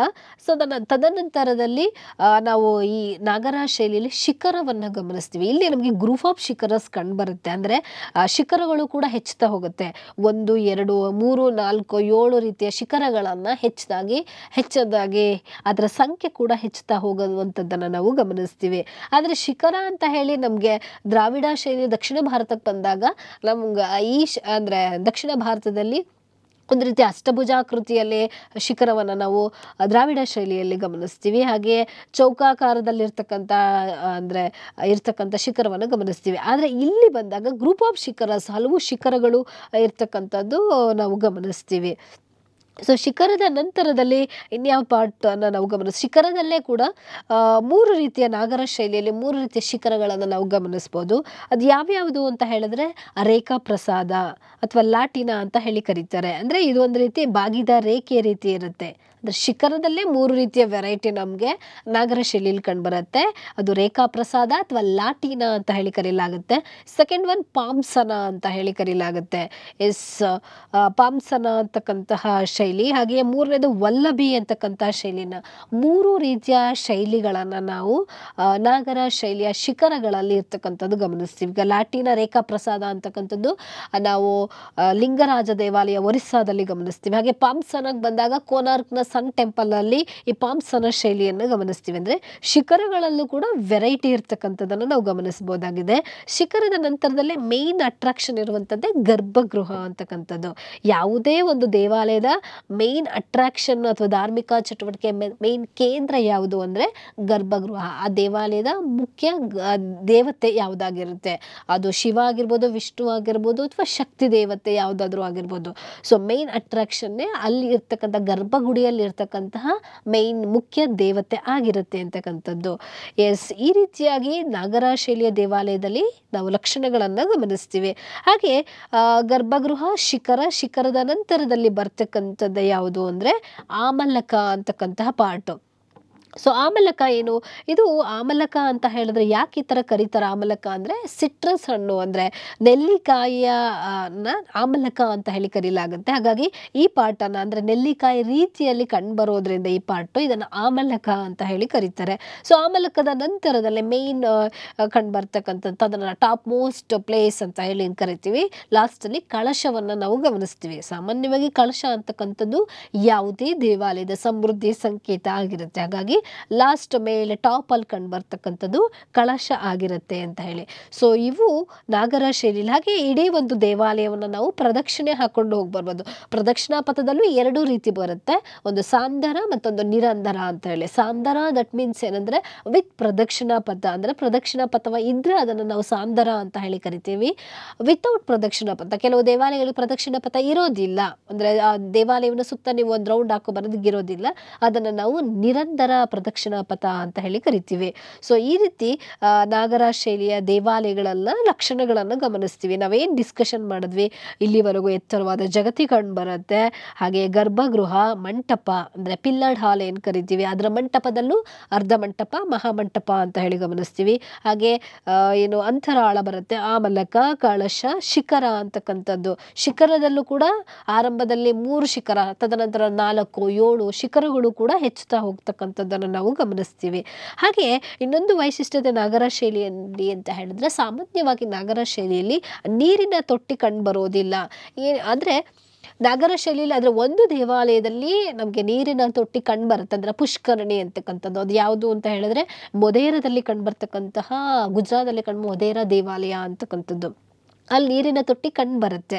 ಒಂದು ಎಕ್ಸೆಪ್ಷನ್. ಆದರೆ ನಾಗರ ಶೈಲಿಯ ದೇವಾಲಯಗಳಲ್ಲಿ ಸಾಮಾನ್ಯವಾಗಿ ನೀರಿನ ತೊಟ್ಟಿ ಕಂಡು ಬರೋದಿಲ್ಲ. ಇದೇನು ಪುಷ್ಕರಣಿ ನೀರಿನ ತೊಟ್ಟಿ ಅಂತ ಹೇಳಿದ್ರೆ, ಸಾಮಾನ್ಯವಾಗಿ ದೇವಾಲಯಕ್ಕೆ ಎಂಟ್ರಿ ಕೊಟ್ಟಾಗ ಅಂದರೆ ಯಾವುದೇ ಒಂದು ದೇವಾಲಯಕ್ಕೆ ನಮ್ಮ ದಕ್ಷಿಣ ಭಾರತದಲ್ಲಿ ಸಾಮಾನ್ಯವಾಗಿ ನಾವು ನೋಡುವಾಗ, ನಾವು ದೇವಾಲಯಕ್ಕೆ ಎಂಟ್ರಿ ಕೊಡ್ತೀವಿ ಅಂದರೆ ಅಲ್ಲಿ ಕಾಲನ್ನು ತೊಳೆಯೋದಕ್ಕೆ ಒಂದಿಷ್ಟು ನೀರನ್ನು ಅಥವಾ ಒಂದು ನೀರಿನ ತೊಟ್ಟಿನೋ ಅಥವಾ ಪುಷ್ಕರಣಿನೋ ವ್ಯವಸ್ಥೆಯನ್ನು ಮಾಡಲಾಗುತ್ತೆ. ಬಟ್ ಇತ್ತೀಚಿನ ದಿನಗಳಲ್ಲಿ ಟ್ಯಾಪ್ ವ್ಯವಸ್ಥೆ ಮಾಡಿರ್ತಾರೆ. ಆದರೆ ನಮಗೆ ನಾಗರ ಶೈಲಿಯ ದೇವಾಲಯಕ್ಕೆ ಸಾಮಾನ್ಯವಾಗಿ ಆ ರೀತಿ ನೀರಿನ ತೊಟ್ಟಿ ಕಂಡು ಬರದೇ ಇರತಕ್ಕಂಥದ್ದನ್ನು ನಾವು ಗಮನಿಸ್ತೀವಿ. ಆದರೆ ದ್ರಾವಿಡ ಶೈಲಿಯಲ್ಲಿ ಇದು ಕಂಪಲ್ಸರಿ ಇದ್ದೇ ಇರುತ್ತೆ, ಯಾವುದೇ ನೀವು ದೇವಾಲಯಕ್ಕೆ ಹೋಗಿ.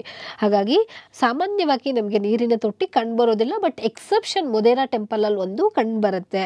ಹಾಗಾದರೆ ದೇವಾಲಯದ ಸುತ್ತ ನಗರ ಶೈಲಿಯಲ್ಲಿ ಪ್ರಾಕಾರ ಗೋಡೆ ಅಂತಕ್ಕಂಥದ್ದು ಕೂಡ ಕಂಡು ಬರೋದಿಲ್ಲ. ಒಂದು ದೇವಾಲಯ ಅಂತ ನೀವು ನಾಗರ ಶೈಲಿಯಲ್ಲಿ ನಾವು ನೋಡಿದಾಗ ಅಲ್ಲಿ ಸುತ್ತ ಕಾಂಪೌಂಡ್ ವಾಲ್ ಅಂತಕ್ಕಂಥದ್ದು ಕಂಡು ಬರೋದಿಲ್ಲ ನಮಗೆ ನಾಗರ ಶೈಲಿಯಲ್ಲಿ. ಆದರೆ ದಕ್ಷಿಣ ಭಾರತದ ದೇವಾಲಯ ನಾವು ದ್ರಾವಿಡ ಶೈಲಿಯಲ್ಲಿ ನೋಡ್ತೀವಿ, ಸುತ್ತ ಪ್ರಾಕಾರ ಗೋಡೆ ಇರುತ್ತೆ. ಆ ದೇವಾಲಯದ ಸುತ್ತ ಸುರಕ್ಷತೆಗಾಗಿ ಕಾಂಪೌಂಡ್ ವಾಲ್ ಅನ್ನ ಹಾಕಿರುವಂಥದ್ದು ಗಮನಿಸ್ತೀವಿ. ಆದರೆ ಈ ಶೈಲಿಯ ದೇವಾಲಯಗಳಲ್ಲಿ ಇಲ್ಲದೆ ಇರುವಂಥದ್ದನ್ನು ನಾವು ಗಮನಿಸ್ತೀವಿ.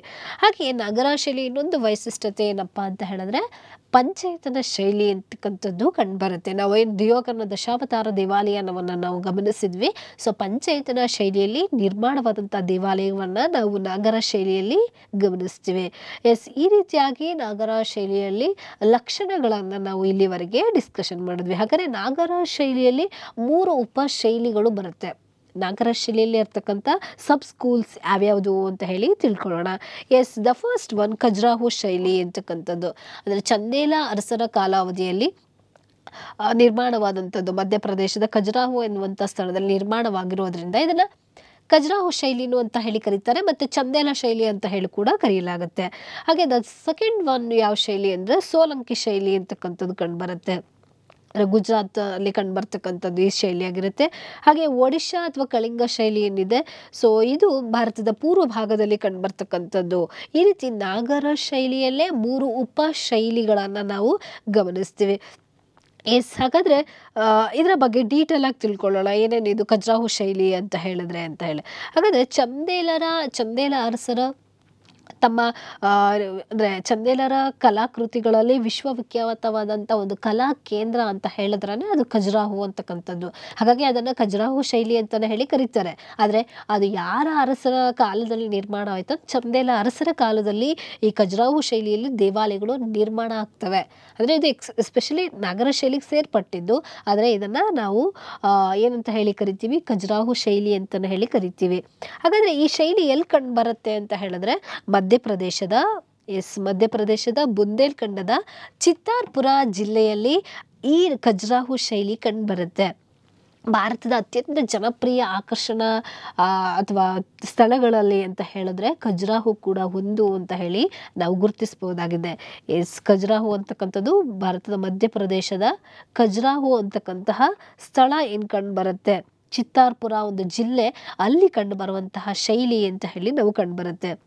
ಹಾಗಾದರೆ ಈ ಖಜುರಾಹೋ ಶೈಲಿ ಏನಿದೆ, ಸುಮಾರು ಸಾಮಾನ್ಯ ಶಕ 950ರಿಂದ ಅಂದರೆ 10ರಿಂದ 12ನೇ ಶತಮಾನದ ಕಾಲಘಟ್ಟದಲ್ಲಿ ಏನು ಚಂದೇಲ ಆಡಳಿತಗಾರರು ಇಲ್ಲಿ ಆಡಳಿತವನ್ನು ನಡೆಸ್ತಾರೆ, ಸೊ ಅವರ ಕಾಲಾವಧಿಯಲ್ಲಿ ಈ ದೇವಾಲಯಗಳು ನಿರ್ಮಾಣ ಆಗ್ತವೆ.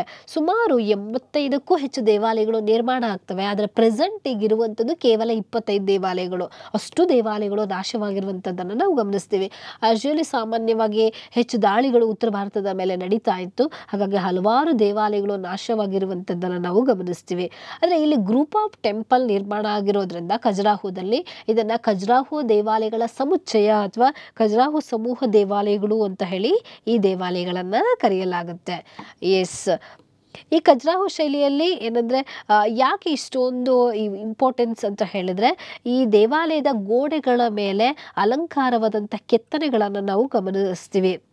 ಭವ್ಯತೆಯನ್ನು ಉಳ್ಳಂತಹ ಕೆತ್ತನೆಗಳು, ಸುಂದರವಾಗಿರ್ತಕ್ಕಂಥ ಕೆತ್ತನೆಗಳನ್ನು ಈ ದೇವಾಲಯಗಳಲ್ಲಿ ನಾವು ಗಮನಿಸಬಹುದಾಗಿದೆ. ಸೊ ದೇವಾಲಯವನ್ನು ಅಂದರೆ ಖಜುರಾಹೋ ದೇವಾಲಯ ಏನು ಕಂಡು ಬರುತ್ತೆ, ಇವನ್ನ ಮರಳುಗಲ್ಲಿನಿಂದ ನಿರ್ಮಾಣ ಮಾಡಲಾಗಿದೆ ಅಂತ ಹೇಳಿ ದೇವಾಲಯವನ್ನು ಅಲ್ಲಿ ಸಿಗುವಂತಹ ಮರಳುಗಲ್ಲನ್ನು ಬಳಸ್ಕೊಂಡು ಈ ದೇವಾಲಯವನ್ನು ಅತ್ಯದ್ಭುತವಾದಂತಹ ದೇವಾಲಯಗಳನ್ನು ನಿರ್ಮಾಣ ಮಾಡಲಾಗಿದೆ. ಹಾಗಾದರೆ ಈ ಖಜುರಾಹೋ ಶೈಲಿಯ ದೇವಾಲಯಗಳು ಏನಿದ್ದಾವೆ, ನಮ್ಮ ಹಿಂದೂ ಧರ್ಮದಲ್ಲಿ ಪುರುಷಾರ್ಥ ಅಂತ ಹೇಳಿ ಕರಿತೀವಿ.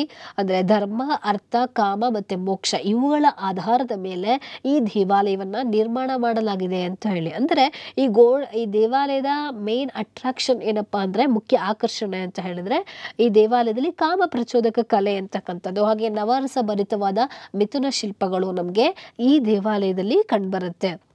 ಸೊ ಈ ದೇವಾಲಯದ ವೈಶಿಷ್ಟ್ಯವೇ ನಮಗೆ ಹೆಚ್ಚಾಗಿ ಕಾಮಸೂತ್ರದ ಮೇಲೆ ಆಧಾರಿತವಾದಂಥದ್ದು ಸ್ಫೂರ್ತಿಯನ್ನು ಪಡೆದಿವೆ. ಅಂದರೆ ಈ ಶಿಲ್ಪಿಗಳು ಏನು ಮಾಡಿದ್ದಾರೆ, ವಾತ್ಸಾಯನನ ಕಾಮಸೂತ್ರ ಏನು ಕಂಡುಬರುತ್ತೆ, ಸೊ ಅದರಿಂದ ಸ್ಫೂರ್ತಿ ಪಡೆದು ಈ ದೇವಾಲಯವನ್ನು ನಿರ್ಮಾಣ ಮಾಡಿರುವಂಥದ್ದು ನಮಗೆ ಕಂಡುಬರುತ್ತೆ ಅಂತಕ್ಕಂಥದ್ದು. ಸೊ ಹಾಗಾಗಿ ಈ ದೇವಾಲಯದಲ್ಲಿ ಕಂಡುಬರ್ತಕ್ಕಂಥ ಒಂದು ಶೈಲಿ ಇರ್ಬೋದು, ಹಾಗೆ ಆ ದೇವಾಲಯ ನಿರ್ಮಾಣವಾದಂತಹ ಒಂದು ನೈಪುಣ್ಯತೆ ಇರ್ಬೋದು, ಇವೆಲ್ಲವನ್ನು ನೋಡಿದಾಗ ಅವತ್ತಿನ ಶಿಲ್ಪಿಗಳ ಒಂದು ಕೈಚಳಕಕ್ಕೆ ಈ ದೇವಾಲಯ ಏನು ಖಜುರಾಹೋದಲ್ಲಿ ಕಂಡುಬರ್ತಕ್ಕಂಥ ದೇವಾಲಯಗಳು ಸಾಕ್ಷಿಯಾಗಿದೆ ಅಂತ ಹೇಳಿ ಕರಿಬೋದು. ಅಷ್ಟು ಸುಂದರವಾದಂತಹ ದೇವಾಲಯಗಳು ಆಗಿದ್ದಾವೆ ಇವು ಅಂತ ಹೇಳಿ. ಹಾಗಾದರೆ ಖಜುರಾಹೋ ಶೈಲಿಯಲ್ಲಿ ನಾವು ಗ್ರೂಪ್ ಆಫ್ ಟೆಂಪಲ್ಸ್ ಅಂತ ಹೇಳಿ ಕರೆದ್ವಿ. ಸೊ ಅಲ್ಲಿ ನಾವು ಶಿವ, ವಿಷ್ಣು ಮತ್ತು ಜೈನ ಸಂಪ್ರದಾಯಕ್ಕೆ ಸೇರಿದಂಥ ಹಲವಾರು ದೇವಾಲಯಗಳನ್ನು ಗಮನಿಸ್ತೀವಿ. ಈ ದೇವಾಲಯಗಳನ್ನು 3 ಭಾಗಗಳಾಗಿ ವಿಂಗಡಿಸ್ತೀವಿ.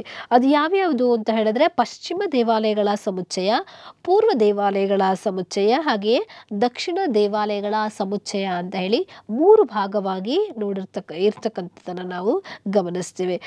ಖಜುರಾಹೋ ಶೈಲಿಯಲ್ಲಿ ಹಾಗಾದರೆ ಪಶ್ಚಿಮ ದೇವಾಲಯಗಳ ಸಮುಚ್ಚಯಕ್ಕೆ ಬಂದಾಗ ಸೊ ಯಾವ್ಯಾವ ದೇವಾಲಯಗಳು ಬರುತ್ತೆ ಅಂತ ಹೇಳಿ, ಸೊ ನಾವೀಗ ನಾಗರ ಶೈಲಿನ ಡೀಟೇಲ್ ಆಗಿ ಓದಬೇಕಾಗಿದೆ. ಯಾಕೆಂದರೆ ಮೊನ್ನೆ ನಡೆದಂಥ ಎಕ್ಸಾಮಲ್ಲಿ ಸೊ ತುಂಬ ಡೀಟೇಲ್ ಆಗಿ ಕೇಳ್ತಾ ಇರೋದ್ರಿಂದ ನಾವು ಕೂಡ ಇದರ ಬಗ್ಗೆ ಡೀಟೇಲ್ ಆಗಿ ಸ್ಟಡಿ ಮಾಡಬೇಕಾಗಿದೆ ಅಂತ ಹೇಳಿ.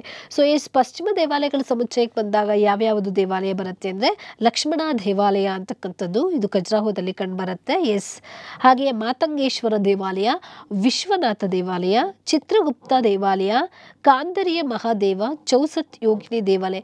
ಇವೆಲ್ಲ ದೇವಾಲಯಗಳು ಒಂದೇ ರೀತಿ ಕಂಡುಬರುತ್ತೆ. ನಮಗೆ ಅಷ್ಟು ತುಂಬ ಡಿಫ್ರೆಂಟ್ ಆಗಿ ಏನು ಕಂಡುಬರೋದಿಲ್ಲ. ಒಂದು ದೇವಾಲಯ ಮತ್ತೊಂದು ನೋಡಿದ್ರೆ ಒಂದೇ ರೀತಿ ಇದಾವೇನೋ ಅನ್ನುವಂತಹ ಭಾವನೆ ಕೂಡ ಉಂಟಾಗುತ್ತೆ.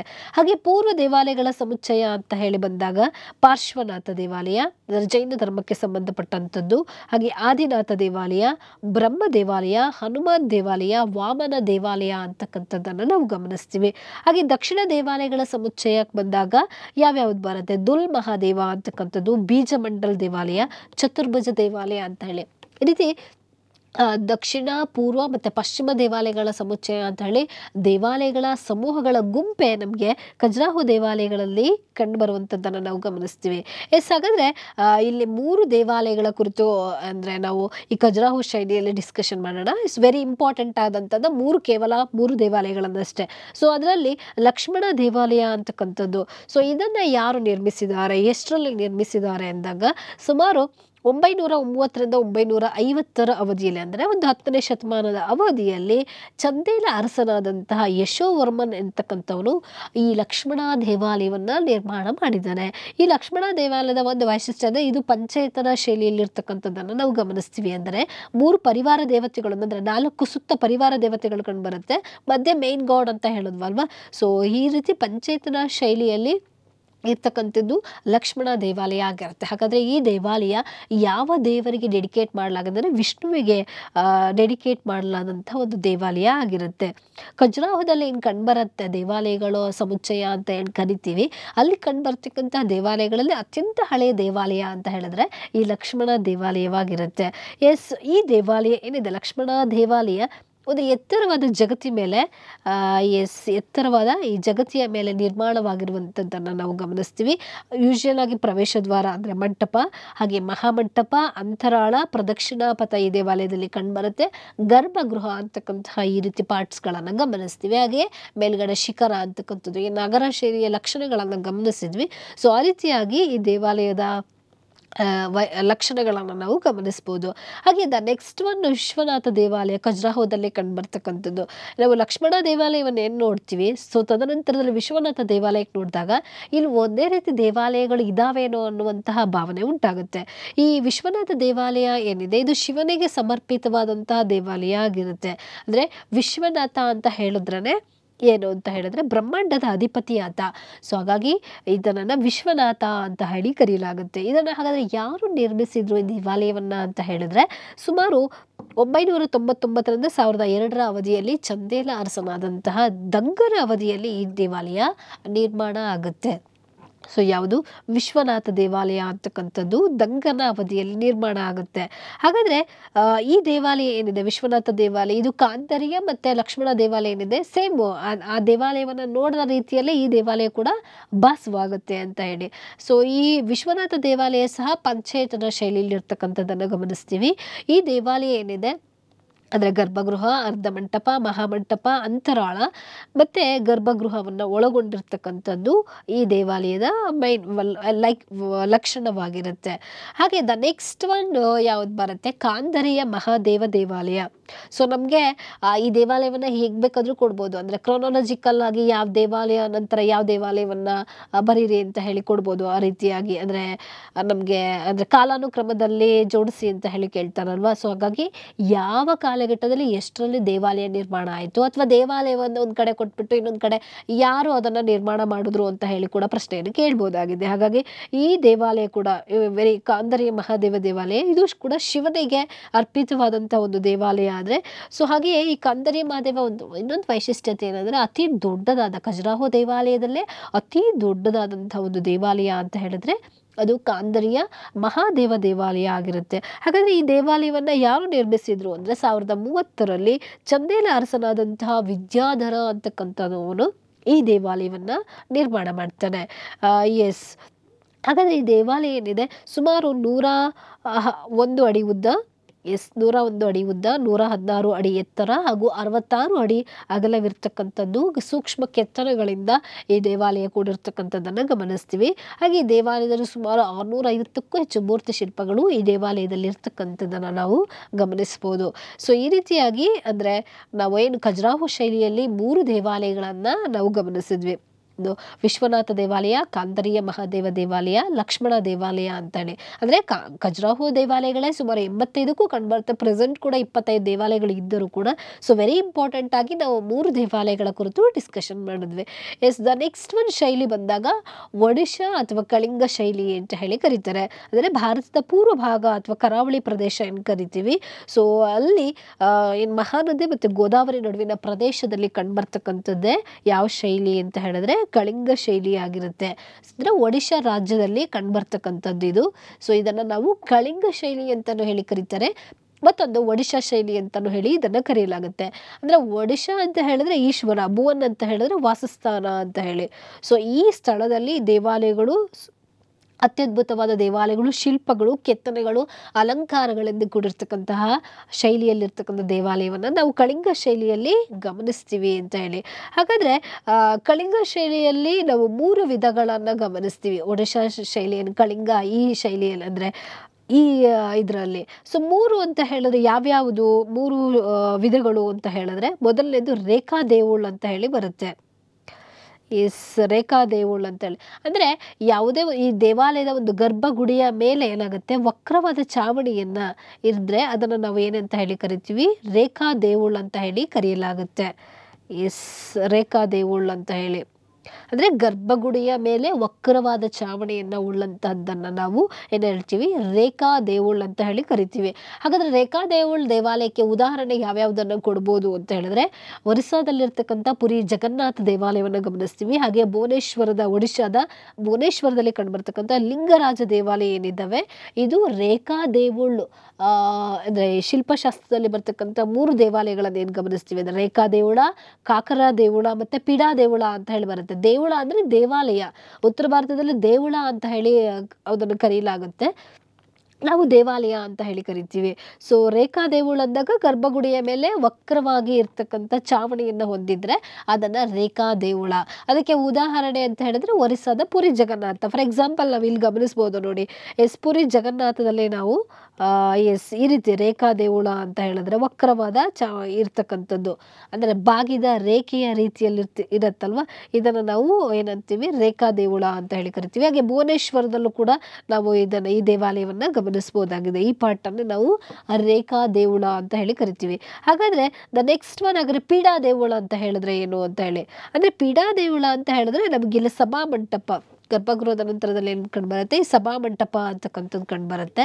ಈ ಸಭಾ ಮಂಟಪದ ಮೇಲೆ ಇರುವಂತಹ ಪಿರಮಿಡ್ ಆಕಾರದ ರಚನೆ ಇದೆ ಅಲ್ವಾ, ನಾವು ದಕ್ಷಿಣ ಭಾರತ ದೇವಾಲಯ ಅಂತ ಹೇಳಿ ನೋಡಿದಾಗ ಪಿರಮಿಡ್ ಆಕಾರದ ರಚನೆ ಅಂತ ಹೇಳಿ ನಾವು ನೋಡ್ತೀವಿ. ಹಾಗೆ ಇರ್ತಕ್ಕಂಥ ಸಭಾ ಮಂಟಪದ ಮೇಲೆ ಇರ್ತಕ್ಕಂಥ ಪಿರಮಿಡ್ ಆಕಾರದ ರಚನೆಯನ್ನು ನಾವು ಪೀಡಾ ದೇವುಳ್ ಅಂತ ಹೇಳಿ ಕರಿತೇವೆ. ಹಾಗಾದ್ರೆ ಪೀಡಾ ದೇವುಳ್ಗೆ ಉದಾಹರಣೆ ಯಾವುದು ನಾವು ಈ ಒಡಿಶಾ ಶೈಲಿಗೆ ಕೊಡಬೇಕು ಅಂತ ಹೇಳಿದ್ರೆ ಸೂರ್ಯ ದೇವಾಲಯ ಕೊನಾರ್ಕ್ನಲ್ಲಿ ಕಂಡುಬರುತ್ತೆ ಅಂತ ಹೇಳಿ. ಸೊ ಇದನ್ನು ನಾವು ಪೀಡಾ ದೇವುಳ್ ಅಂತ ಹೇಳಿ ಕರಿತೀವಿ. ಸೊ ದ ನೆಕ್ಸ್ಟ್ ಒನ್ ಹಾಗಾದ್ರೆ ಕಾಕರ ದೇವುಳ್ ಅಂತ ಹೇಳಿ, ಇದು ಅಂದರೆ ದಕ್ಷಿಣ ಭಾರತದಲ್ಲಿ ದೇವಾಲಯ ದ್ರಾವಿಡ ಶೈಲಿಯ ಗೋಪುರಗಳಲ್ಲಿ ಕಂಡುಬರುತ್ತಲ್ವ. ಸೊ ಆ ರೀತಿಯಲ್ಲಿರ್ತಕ್ಕಂತಹ ದೇವಾಲಯಗಳನ್ನು ನಾವು ಏನಂತೀವಿ, ಕಾಕರ ದೇವುಳ್ ಅಂತ ಹೇಳಿ ಕರಿತೀವಿ. ಸೊ ಈ ರೀತಿ 3 ರೀತಿಯ ಶೈಲಿಗಳನ್ನು ನಾವು ಒಡಿಶಾ ಶೈಲಿಯಲ್ಲಿ ಇರ್ತಕ್ಕಂಥ ದೇವಾಲಯಗಳನ್ನು ಗಮನಿಸ್ತೀವಿ. ಹಾಗಾದರೆ ಈ ಒಡಿಶಾ ಅಥವಾ ಕಳಿಂಗ ಶೈಲಿಯಲ್ಲಿ ಬರ್ತಕ್ಕಂಥ ದೇವಾಲಯದ ಮುಖ್ಯ ಭಾಗಗಳು ಯಾವ್ಯಾವುದು ಅಂತ ಹೇಳಿ, ಎಸ್ ಅದರಲ್ಲಿ ದ ಫಸ್ಟ್ ಒನ್ ಗರ್ಭಗೃಹ ಅಂತಕ್ಕಂಥದ್ದು. ಯಾಕೆಂದರೆ ಈ ದೇವಾಲಯದ ಭಾಗಗಳ ಮೇಲೆ ಕೂಡ ಲಕ್ಷಣಗಳ ಮೇಲೆ ಕ್ವಶನನ್ನು ಕೇಳ್ತಾರೆ. ಸೊ ಸಾಮಾನ್ಯವಾಗಿ ಒಂದು ದೇವಾಲಯ ಅಂತ ಆದಾಗ ದೇವಾಲಯದ ಕೇಂದ್ರ ಭಾಗವೇ ಗರ್ಭಗೃಹ ಆಗಿರುತ್ತೆ. ಸೊ ಗರ್ಭಗೃಹದ ಮುಖ್ಯ ಭಾಗವೇ ಅದನ್ನು ದೇವುಳ್ ಅಂತಲೂ ಹೇಳಿ ಕರೀತಾರೆ. ಗರ್ಭಗೃಹವನ್ನೇ ದೇವುಳ್ ಅಂತ ಹೇಳಿ ಕರೆಯಲಾಗುತ್ತೆ. ಸೊ ಇಲ್ಲಿ ಪ್ರಧಾನ ದೇವತೆಯನ್ನು ಪ್ರತಿಷ್ಠಾಪನೆ ಮಾಡಿರುವಂಥದ್ದನ್ನು ಗಮನಿಸ್ತೀವಿ. ಇದನ್ನು ನಾವು ಏನಂತ ಹೇಳಿ ಕರಿತೀವಿ, ಗರ್ಭಗೃಹ ಅಂತ ಹೇಳಿ ಅಥವಾ ದೇವುಳ್ ಅಂತ ಹೇಳಿ ಕರೆಯಲಾಗುತ್ತೆ. ಎಸ್ ಈ ಪಾರ್ಟನ್ನು. ಸೊ ತದನಂತರದಲ್ಲಿ ಯಾವ ಪಾರ್ಟ್ ಬರುತ್ತೆ ಹಾಗಾದರೆ ಒಡಿಶಾ ಸ್ಟೈಲಿಯಲ್ಲಿ ಅಂತ ಹೇಳಿದ್ರೆ ಜಗಮೋಹನ ಅಂತ ಹೇಳಿ ಕರಿತೇವೆ. ಅಂದರೆ ಏನು ಗರ್ಭಗೃಹದ ನಂತರದಲ್ಲಿ ಬರ್ತಕ್ಕಂಥದ್ದು ಜಗಮೋಹನ ಅಂತೇಳಿ. ಈ ಗರ್ಭಗೃಹ ಏನು ಕಂಡು ಬರ್ತಾ ಇತ್ತು ನಮಗೆ, ಎಸ್ ಈ ದೇವುಳ್ ಅಂತ ಹೇಳಿ ಕರೆದ್ವಲ್ವ, ಇದರ ತದನಂತರದಲ್ಲಿ ಕಂಡು ಬರ್ತಕ್ಕಂಥದ್ದೇ ಜಗಮೋಹನ ಆಗಿರುತ್ತೆ. ಸೊ ಎಸ್ ಜಗಮೋಹನ ಅಂತಕ್ಕಂಥದ್ದು ಅಂದರೆ ಈ ಫಸ್ಟ್ ನಮ್ಮ ಗರ್ಭಗೃಹಕ್ಕೂ ಕೂಡ ಇದು ದೊಡ್ಡದಾಗಿರ್ತಕ್ಕಂಥದ್ದನ್ನು ನಾವು ಗಮನಿಸ್ತೀವಿ. ಇದು ಸ್ವಲ್ಪ ಅಂದರೆ ಚತುರಶ್ರ ದೇವುಲ್ಗಂತ ವಿಶಾಲವಾಗಿರ್ತಕ್ಕಂಥದ್ದು ಈ ಜಗಮೋಹನ ಆಗಿರುತ್ತೆ. ಅಂದರೆ ದೇವಾಲಯಗಳಲ್ಲಿ ಪೂಜೆ ಪುನಸ್ಕಾರಗಳು ಹೆಚ್ಚಾದಂತೆ ಹೆಚ್ಚಿನ ಜನ ಬರ್ತಾ ಇದ್ರು. ಹಾಗಾಗಿ ದೇವಾಲಯಗಳು ಕೂಡ ಬೆಳವಣಿಗೆ ಆದಾಗೆ ಜಗಮೋಹನ ಅಂತಕ್ಕಂತಹ ಒಂದು ವಿನ್ಯಾಸವನ್ನು ಮಾಡುವಂಥದ್ದನ್ನು ಗಮನಿಸ್ತೀವಿ. ದ ನೆಕ್ಸ್ಟ್ ಒನ್ ನಗರ ದೇವಾಲಯದಲ್ಲಿ 3ನೇ ಪಾಠನ ಏನು ಕಲಿಸಿ ದೇವಾಲಯದ ಸಾಂಸ್ಕೃತಿಕ ಚಟುವಟಿಕೆಗಳನ್ನು ನಡೆಸೋದಕ್ಕೆ ಹಾಗೆ ನಾಟ್ಯಗಳನ್ನು ನಡೆಸೋದಕ್ಕಾಗಿ ನಾಟ್ಯ ಮಂದಿರಗಳನ್ನು ನಿರ್ಮಿಸಿದ್ರು. ಸೊ ಎಸ್ ಇಲ್ಲಿ ನಾವು ಜಗಮೋಹನ ನೋಡಿದ್ವಿ, ಇಲ್ಲಿ ಬಂದಾಗ ನಾಟ್ಯ ಮಂದಿರ ಅಂತ ಹೇಳಿ ಕರಿತಿದ್ದಾರೆ. ಎಸ್ ಈ ಪಾಠನ ನಾಟ್ಯ ಮಂದಿರ ಅಂತ ಹೇಳಿ ಕರೀಲಾಗ್ತಾ ಇತ್ತು. ಎಸ್ ನಾಟ್ಯ ಮಂದಿರ. ದ ನೆಕ್ಸ್ಟ್ ಒನ್ ಹಾಗಾದರೆ ಈ ನಾಟ್ಯ ಮಂದಿರಗಳು ಬಹುಪಾಲು ತೆರೆದ ಮಂಟಪಗಳನ್ನು ನಾವು ಗಮನಿಸ್ತೀವಿ. ಹಾಗೆ ನೆಕ್ಸ್ಟ್ ಒನ್ ಭೋಗ ಮಂದಿರ.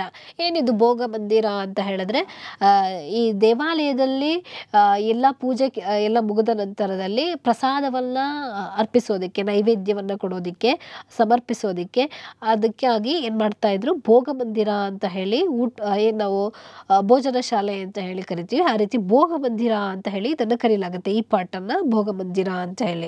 ಸೊ ಪ್ರಸಾದವನ್ನು ಕೊಡೋದಕ್ಕಾಗಿ, ನೈವೇದ್ಯವನ್ನು ಸಮರ್ಪಿಸೋದಕ್ಕೆ ಈ ರೀತಿಯಾದಂಥ ಭೋಗ ಮಂದಿರದ ವ್ಯವಸ್ಥೆಯನ್ನು ಮಾಡಿರುತ್ತದ್ದು ಕಂಡುಬರುತ್ತೆ. ಈ ರೀತಿ ಒಡಿಶಾ ದೇವಾಲಯಗಳು ಅಂತ ಅಥವಾ ಕಳಿಂಗ ಶೈಲಿಯಲ್ಲಿ ಈ ರೀತಿ 4 ವಿಭಾಗಗಳನ್ನು ಪ್ರಮುಖವಾಗಿ ಗಮನಿಸ್ತೀವಿ.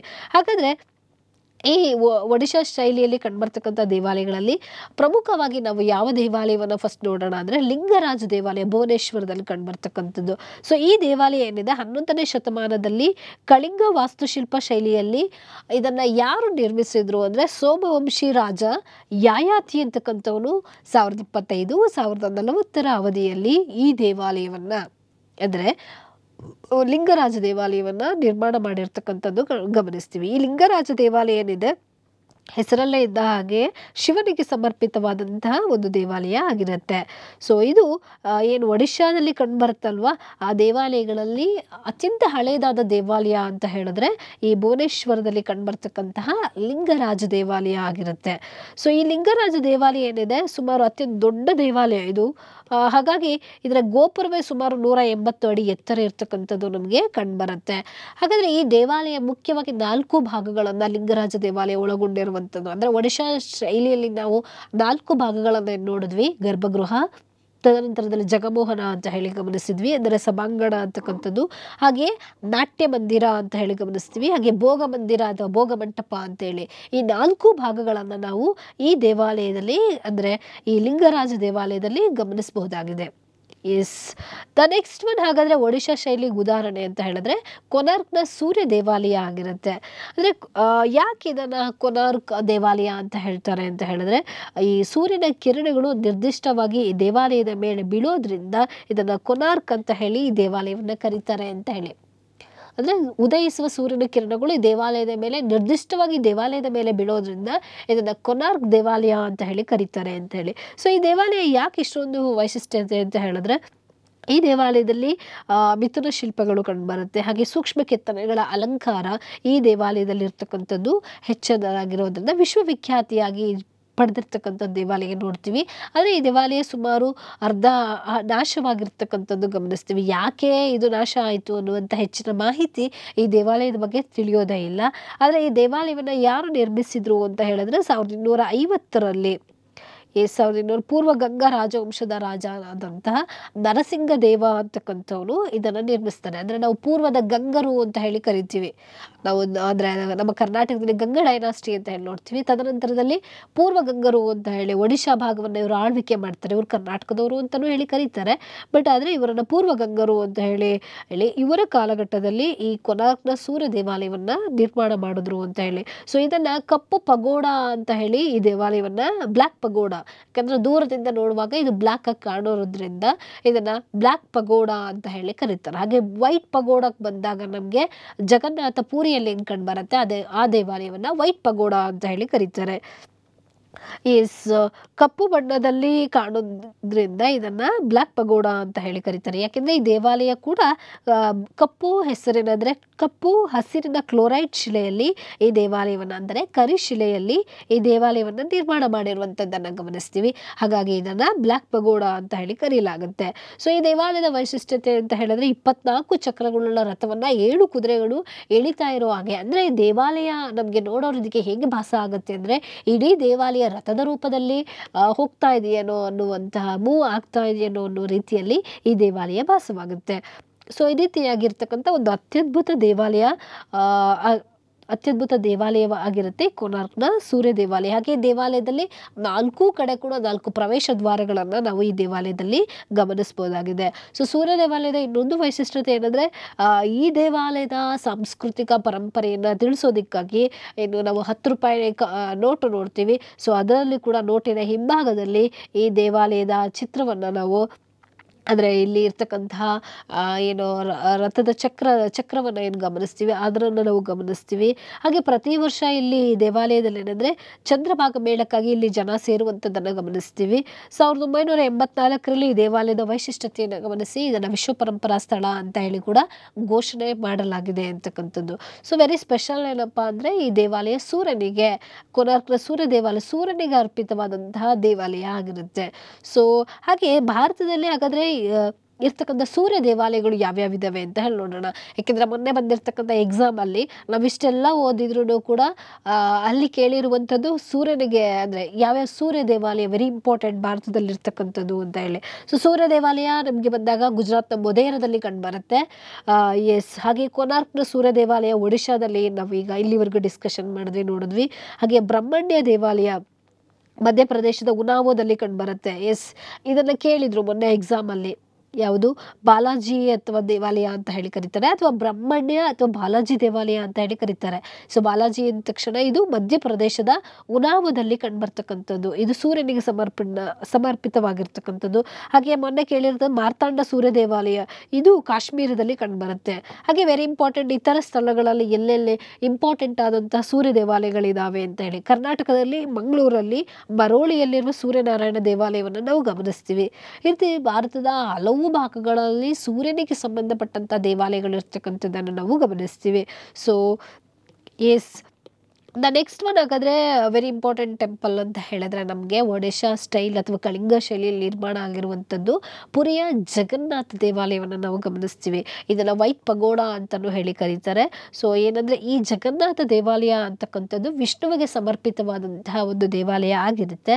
ಇದನ್ನು ಯಾರ ಕಾಲಘಟ್ಟದಲ್ಲಿ ಇದನ್ನು ನಿರ್ಮಿಸಿದ್ರು ಅಂತ ಹೇಳಿದ್ರೆ ಪೂರ್ವದ ಗಂಗದ ರಾಜ ಅನಂತವರ್ಮನ್ ಚೋಡಗಂಗನಿಂದ ಈ ದೇವಾಲಯ ನಿರ್ಮಾಣ ಆಯಿತು. ಪೂರ್ವದ ಗಂಗರಸರು ಅಂತ ಹೇಳಿ ಈ ದೇವಾಲಯವನ್ನು ಅಂದರೆ ನಮ್ಮ ಕರ್ನಾಟಕದ ಅರಸರುಗಳೇ ಅಂತಾನೆ ಹೇಳಿ ಕರೀತಾರೆ ಇವರನ್ನ. 12ನೇ ಶತಮಾನದಲ್ಲಿ ಈ ದೇವಾಲಯ 12ನೇ ಶತಮಾನದಲ್ಲಿ ನಿರ್ಮಾಣ ಆದಂಥದ್ದು ಅಂತ ಹೇಳಿ ನಾವು ನೋಡ್ತೀವಿ. ಹಾಗಾದ್ರೆ ಈ ದೇವಾಲಯದಿಂದ ಒಡಿಶಾ ಶೈಲಿಯಲ್ಲಿ ನಿರ್ಮಾಣ ಆಗಿರುವಂಥದ್ದು ಅಂತ ಹೇಳಿ ನೋಡ್ತೀವಿ.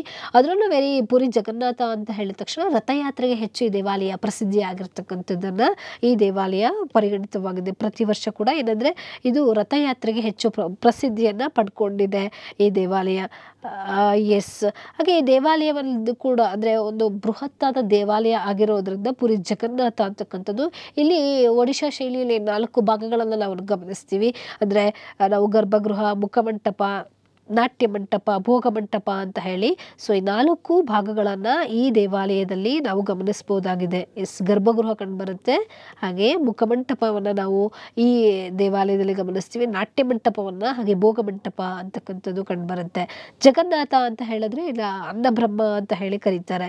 ಅಂದರೆ ಈ ದೇವಾಲಯದ ಒಂದು ವೈಶಿಷ್ಟ್ಯತೆ 3 ಅಂದರೆ ಗರ್ಭಗುಡಿಯಲ್ಲಿ 3 ದೇವತೆಗಳಿರ್ತಕ್ಕಂಥದ್ದನ್ನು ಗಮನಿಸ್ತೀವಿ. ಯಾವ್ಯಾವುದು ಅಂತ ಹೇಳಿದ್ರೆ ಕೃಷ್ಣ ಮತ್ತು ಬಲರಾಮ ಮತ್ತು ಸುಭದ್ರ ಅಂತಕ್ಕಂಥವ್ರನ್ನ ಈ ಮೈನ್ ಈ ದೇವಾಲಯದಲ್ಲಿ ಪೂಜಿಸ್ತಕ್ಕಂಥ ದೇವತೆಗಳಾಗಿರುತ್ತೆ. ಕೃಷ್ಣ, ಬಲರಾಮ, ಮಧ್ಯ ಇರ್ತಕ್ಕಂಥದ್ದು ಸುಭದ್ರ ಅಂತಕ್ಕಂಥದ್ದು. ಸೊ ಇದು ಈ ದೇವಾಲಯದ ಒಂದು ವೈಶಿಷ್ಟ್ಯತೆ ಆಗಿರುತ್ತೆ. ಎಸ್, ದ ನೆಕ್ಸ್ಟ್ ಹಾಗಾದರೆ ಬರ್ತಕ್ಕಂಥದ್ದು ಶೈಲಿ ಅಂತ ಹೇಳಿದ್ರೆ ಅಂದರೆ ನಾಗರ ಶೈಲಿಯಲ್ಲಿ 3 ಶೈಲಿಗಳನ್ನು ನಾವು ಗಮನಿಸಿದ್ವಿ. ಒಂದು ಖಜುರಾಹೋ ಶೈಲಿ, the next one Odisha style, the next ಬರ್ತಕ್ಕಂಥದ್ದು 3ನೇ ಶೈಲಿ ಸೋಲಂಕಿ ಶೈಲಿ ಅಥವಾ ಮಾರು ಗುರ್ಜರ ಶೈಲಿ ಅಂತ ಹೇಳಿ ಕರಿತೀವಿ. ಎಸ್, ನೆಕ್ಸ್ಟ್ ಬರುವಂಥದ್ದೇ 3ನೇ ಶೈಲಿ ಸೋಲಂಕಿ ಶೈಲಿ ಅಥವಾ ಮಾರು ಗುರ್ಜರ ಶೈಲಿ ಅಂತ ಹೇಳಿ ಕರಿತೀವಿ. ಸೊ ಇದು ಚಾಲುಕ್ಯ ರಾಜವಂಶದ ಅಡಿಯಲ್ಲಿ 11ರಿಂದ 13ನೇ ಶತಮಾನದಲ್ಲಿ ಗುಜರಾತ್ ಮತ್ತು ರಾಜಸ್ಥಾನದಲ್ಲಿ ಹುಟ್ಕೊಂಡ ಒಂದು ಶೈಲಿನೇ ನಾವು ಏನಂತ ಹೇಳಿ ಕರಿತೀವಿ, ಇದನ್ನು ಸೋಲಂಕಿ ಶೈಲಿ ಅಂತ ಹೇಳಿ ಕರಿತೀವಿ. ಎಸ್, ಹಾಗಾದರೆ ಈ ದೇವಾಲಯಗಳ ಸೋಲಂಕಿ ಶೈಲಿಯ ವೈಶಿಷ್ಟ್ಯತೆ ಏನಪ್ಪಾ ಅಂತ ಹೇಳಿದ್ರೆ ಸಾಮಾನ್ಯವಾಗಿ ದೇವಾಲಯಗಳನ್ನು ಪೂರ್ವಾಭಿಮುಖವಾಗಿ ವಿನ್ಯಾಸಗೊಳಿಸಿರ್ತಕ್ಕಂಥದ್ದು ಕಂಡುಬರುತ್ತೆ. ಹಾಗೆ ಈ ದೇವಾಲಯದಲ್ಲಿ ಗರ್ಭಗೃಹ ಕಂಡುಬರುತ್ತೆ, ಮಂಟಪ, ಸೂರ್ಯಕುಂಡ ಅಂತಕ್ಕಂಥದ್ದು ಅಂದರೆ ನಾವೇನು ಪುಷ್ಕರಣಿಯನ್ನು ನೋಡ್ತೀವಿ ಇದು ಈ ದೇವಾಲಯದಲ್ಲಿ. ಅಂದರೆ ಸಾಮಾನ್ಯವಾಗಿ ನಮಗೆ ನಾಗರ ಶೈಲಿಯಲ್ಲಿ ಪುಷ್ಕರಣಿ ಅಥವಾ ನೀರಿನ ತೊಟ್ಟಿ ಕಂಡು ಬರೋದಿಲ್ಲ. ಬಟ್ ಇಲ್ಲಿ ನಮಗೆ ಈ ಸೋಲಂಕಿ ಶೈಲಿಯಲ್ಲಿ ಏನು ಇರ್ತಕ್ಕಂಥದ್ದು ನಾವು ಸೂರ್ಯಕುಂಡ ಅಂತ ಹೇಳಿ ಅದನ್ನು ಕರೀಲಾಗುತ್ತೆ, ಗಮನಿಸ್ತೀವಿ. ಹಾಗೆ ಈ ದೇವಾಲಯವನ್ನು ಮರಳುಗಲ್ಲಿನಿಂದ ನಿರ್ಮಾಣ ಆಗಿರ್ತಕ್ಕಂಥದ್ದು, ಕಪ್ಪು ಶಿಲೆ ಮತ್ತು ಅಮೃತ ಶಿಲೆಗಳನ್ನು, ಮೃದುವಾದಂಥ ಅಮೃತ ಶಿಲೆಗಳನ್ನು ಬಳಸ್ಕೊಂಡು ಈ ಸೋಲಂಕಿ ಶೈಲಿಯಲ್ಲಿ ದೇವಾಲಯಗಳನ್ನು ನಿರ್ಮಾಣ ಮಾಡಿದ್ದಾರೆ. ಅಂದರೆ ಪ್ರತಿ ವರ್ಷ ಈ ಏನು ನಾವು ಸೋಲಂಕಿ ಶೈಲಿಯಲ್ಲಿ ಅಥವಾ ಮಾರುಗುರ್ಜರ ಶೈಲಿ ಅಂತ ಹೇಳಿ ಕರಿತೀವಿ, ಇಲ್ಲಿ ಕಂಡುಬರ್ತಕ್ಕಂಥ ದೇವಾಲಯ ಅಂದರೆ ವೆರಿ ಇಂಪಾರ್ಟೆಂಟ್ ಆಗಿ ಮೊದೇರಾ, ಗುಜರಾತ್ನಲ್ಲಿ ಕಂಡುಬರ್ತಕ್ಕಂಥ ಮೊದೇರಾ ಸೂರ್ಯ ದೇವಾಲಯ ಆಗಿರುತ್ತೆ. ಈ ಸೂರ್ಯ ದೇವಾಲಯದ ಮೇಲೆ ಪ್ರತಿ ವರ್ಷ ಇದು ಸಂಕ್ರಾಂತಿಯ ಸಮಯದಲ್ಲಿ ಸೂರ್ಯನ ಕಿರಣಗಳು ಈ ದೇವಾಲಯದ ನೇರವಾಗಿ ಕೇಂದ್ರ ದೇವಾಲಯಕ್ಕೆ ಬೀಳುತ್ತೆ. ಹಾಗಾಗಿ ಈ ದೇವಾಲಯದ ಇದರ ವೈಶಿಷ್ಟ್ಯತೆ ಆಗಿರುತ್ತೆ. ಈ ಸೂರ್ಯ ದೇವಾಲಯ ಮೊದೇರಾ ಏನಿದೆ ಇದು ಗುಜರಾತ್ ರಾಜ್ಯದ ಮೆಹಸಾನಾ ಜಿಲ್ಲೆಯ ಮೊದೇರಾ ಅಂತಕ್ಕಂತಹ ಏನು ಸ್ಥಳ ಬರುತ್ತೆ. ಇಲ್ಲಿ ದೇವಾಲಯ ಮೊದೇರಾ ಅನ್ನುವಂತಹ ಹೆಸರಿನಿಂದಲೇ ಈ ದೇವಾಲಯ ಪ್ರಸಿದ್ಧಿಯನ್ನು ಪಡೆದಿರುವಂಥದ್ದು ಕಂಡುಬರುತ್ತೆ.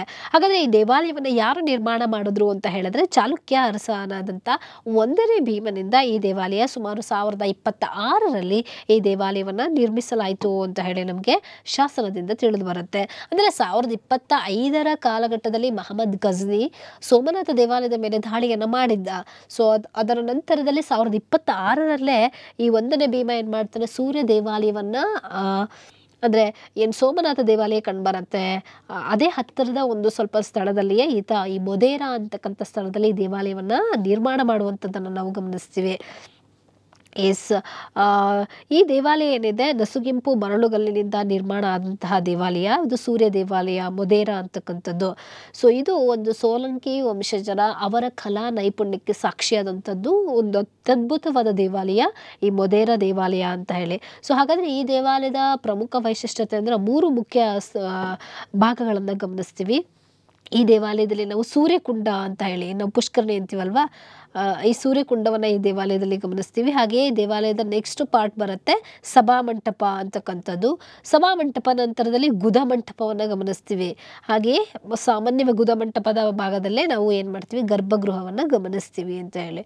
ಸೊ ಹಾಗೆ ಏನಂದರೆ ಸಭಾಮಂಟಪ ಅಂದರೆ ಈ ಸಭಾಮಂಟಪದಲ್ಲಿ 52 ಸ್ತಂಭಗಳು ಈ ದೇವಾಲಯದಲ್ಲಿ ಇರ್ತಕ್ಕಂಥದ್ದನ್ನು ನಾವು ಗಮನಿಸ್ತೀವಿ ಅಂತ ಹೇಳಿ. ಸೊ ಅತ್ಯದ್ಭುತವಾದಂತಹ ಒಂದು ದೇವಾಲಯ ಅಂತ ಹೇಳಿದ್ರೆ ಈ ಯಾವುದು ಮೊದೇರಾದಲ್ಲಿ ಕಂಡುಬರ್ತಕ್ಕಂಥ ದೇವಾಲಯ ಆಗಿರುತ್ತೆ. ಸೊ ಇದು ಅಂದರೆ ಏನು ಈ ದೇವಾಲಯದ ಮುಂಭಾಗದಲ್ಲಿ ಏನು ಕಂಡುಬರುತ್ತೆ, ದೊಡ್ಡ ಕೊಳ ಅಥವಾ ಪುಷ್ಕರಣಿ ಅಥವಾ ಸೂರ್ಯಕುಂಡ ಅಂತ ಏನು ಕರಿತೀವಿ. ಸೊ ಇದು ಸುಮಾರು 100 ಚದರ ಮೀಟರ್ಗಳ ಇದ್ದು ಸುಮಾರು 108 ಚಿಕ್ಕ ಗೋಪುರಗಳನ್ನು ಹಾಗೆ ಅನೇಕ ಮೆಟ್ಟಿಲುಗಳನ್ನು ಈ ದೇವಾಲಯ ಒಳಗೊಂಡಿರುವಂಥದ್ದು ಕಂಡುಬರುತ್ತೆ.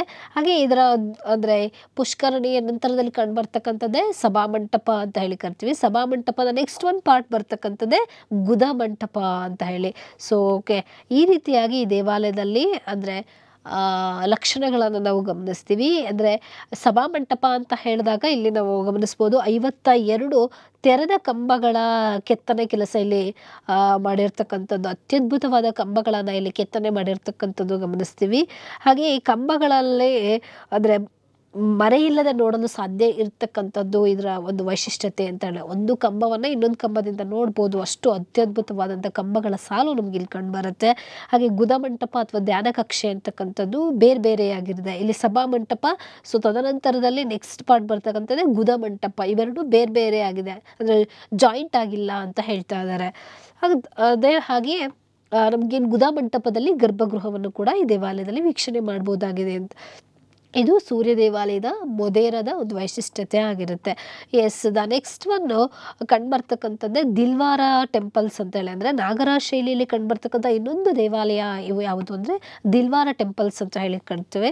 ಎಸ್, ಈ ದಿಲ್ವಾರ ಟೆಂಪಲ್ಸ್ ಎಲ್ಲಿ ಕಂಡುಬರುತ್ತೆ ಅಂದರೆ ನಾವೇನು ಮರುಭೂಮಿಯ ನಾಡು ಅಂತ ಹೇಳಿ ಕರಿತೀವಿ, ರಾಜಸ್ಥಾನದ ದಲ್ಲಿ ಕಂಡುಬರ್ತಕ್ಕಂಥದ್ದು. ಮೌಂಟ್ ಅಬುನ ಬಳಿ ಈ ದೇವಾಲಯಗಳು ಕಂಡುಬರುತ್ತೆ, ದಿಲ್ವಾರ ಟೆಂಪಲ್ಸ್ ಅಂತಕ್ಕಂಥದ್ದು.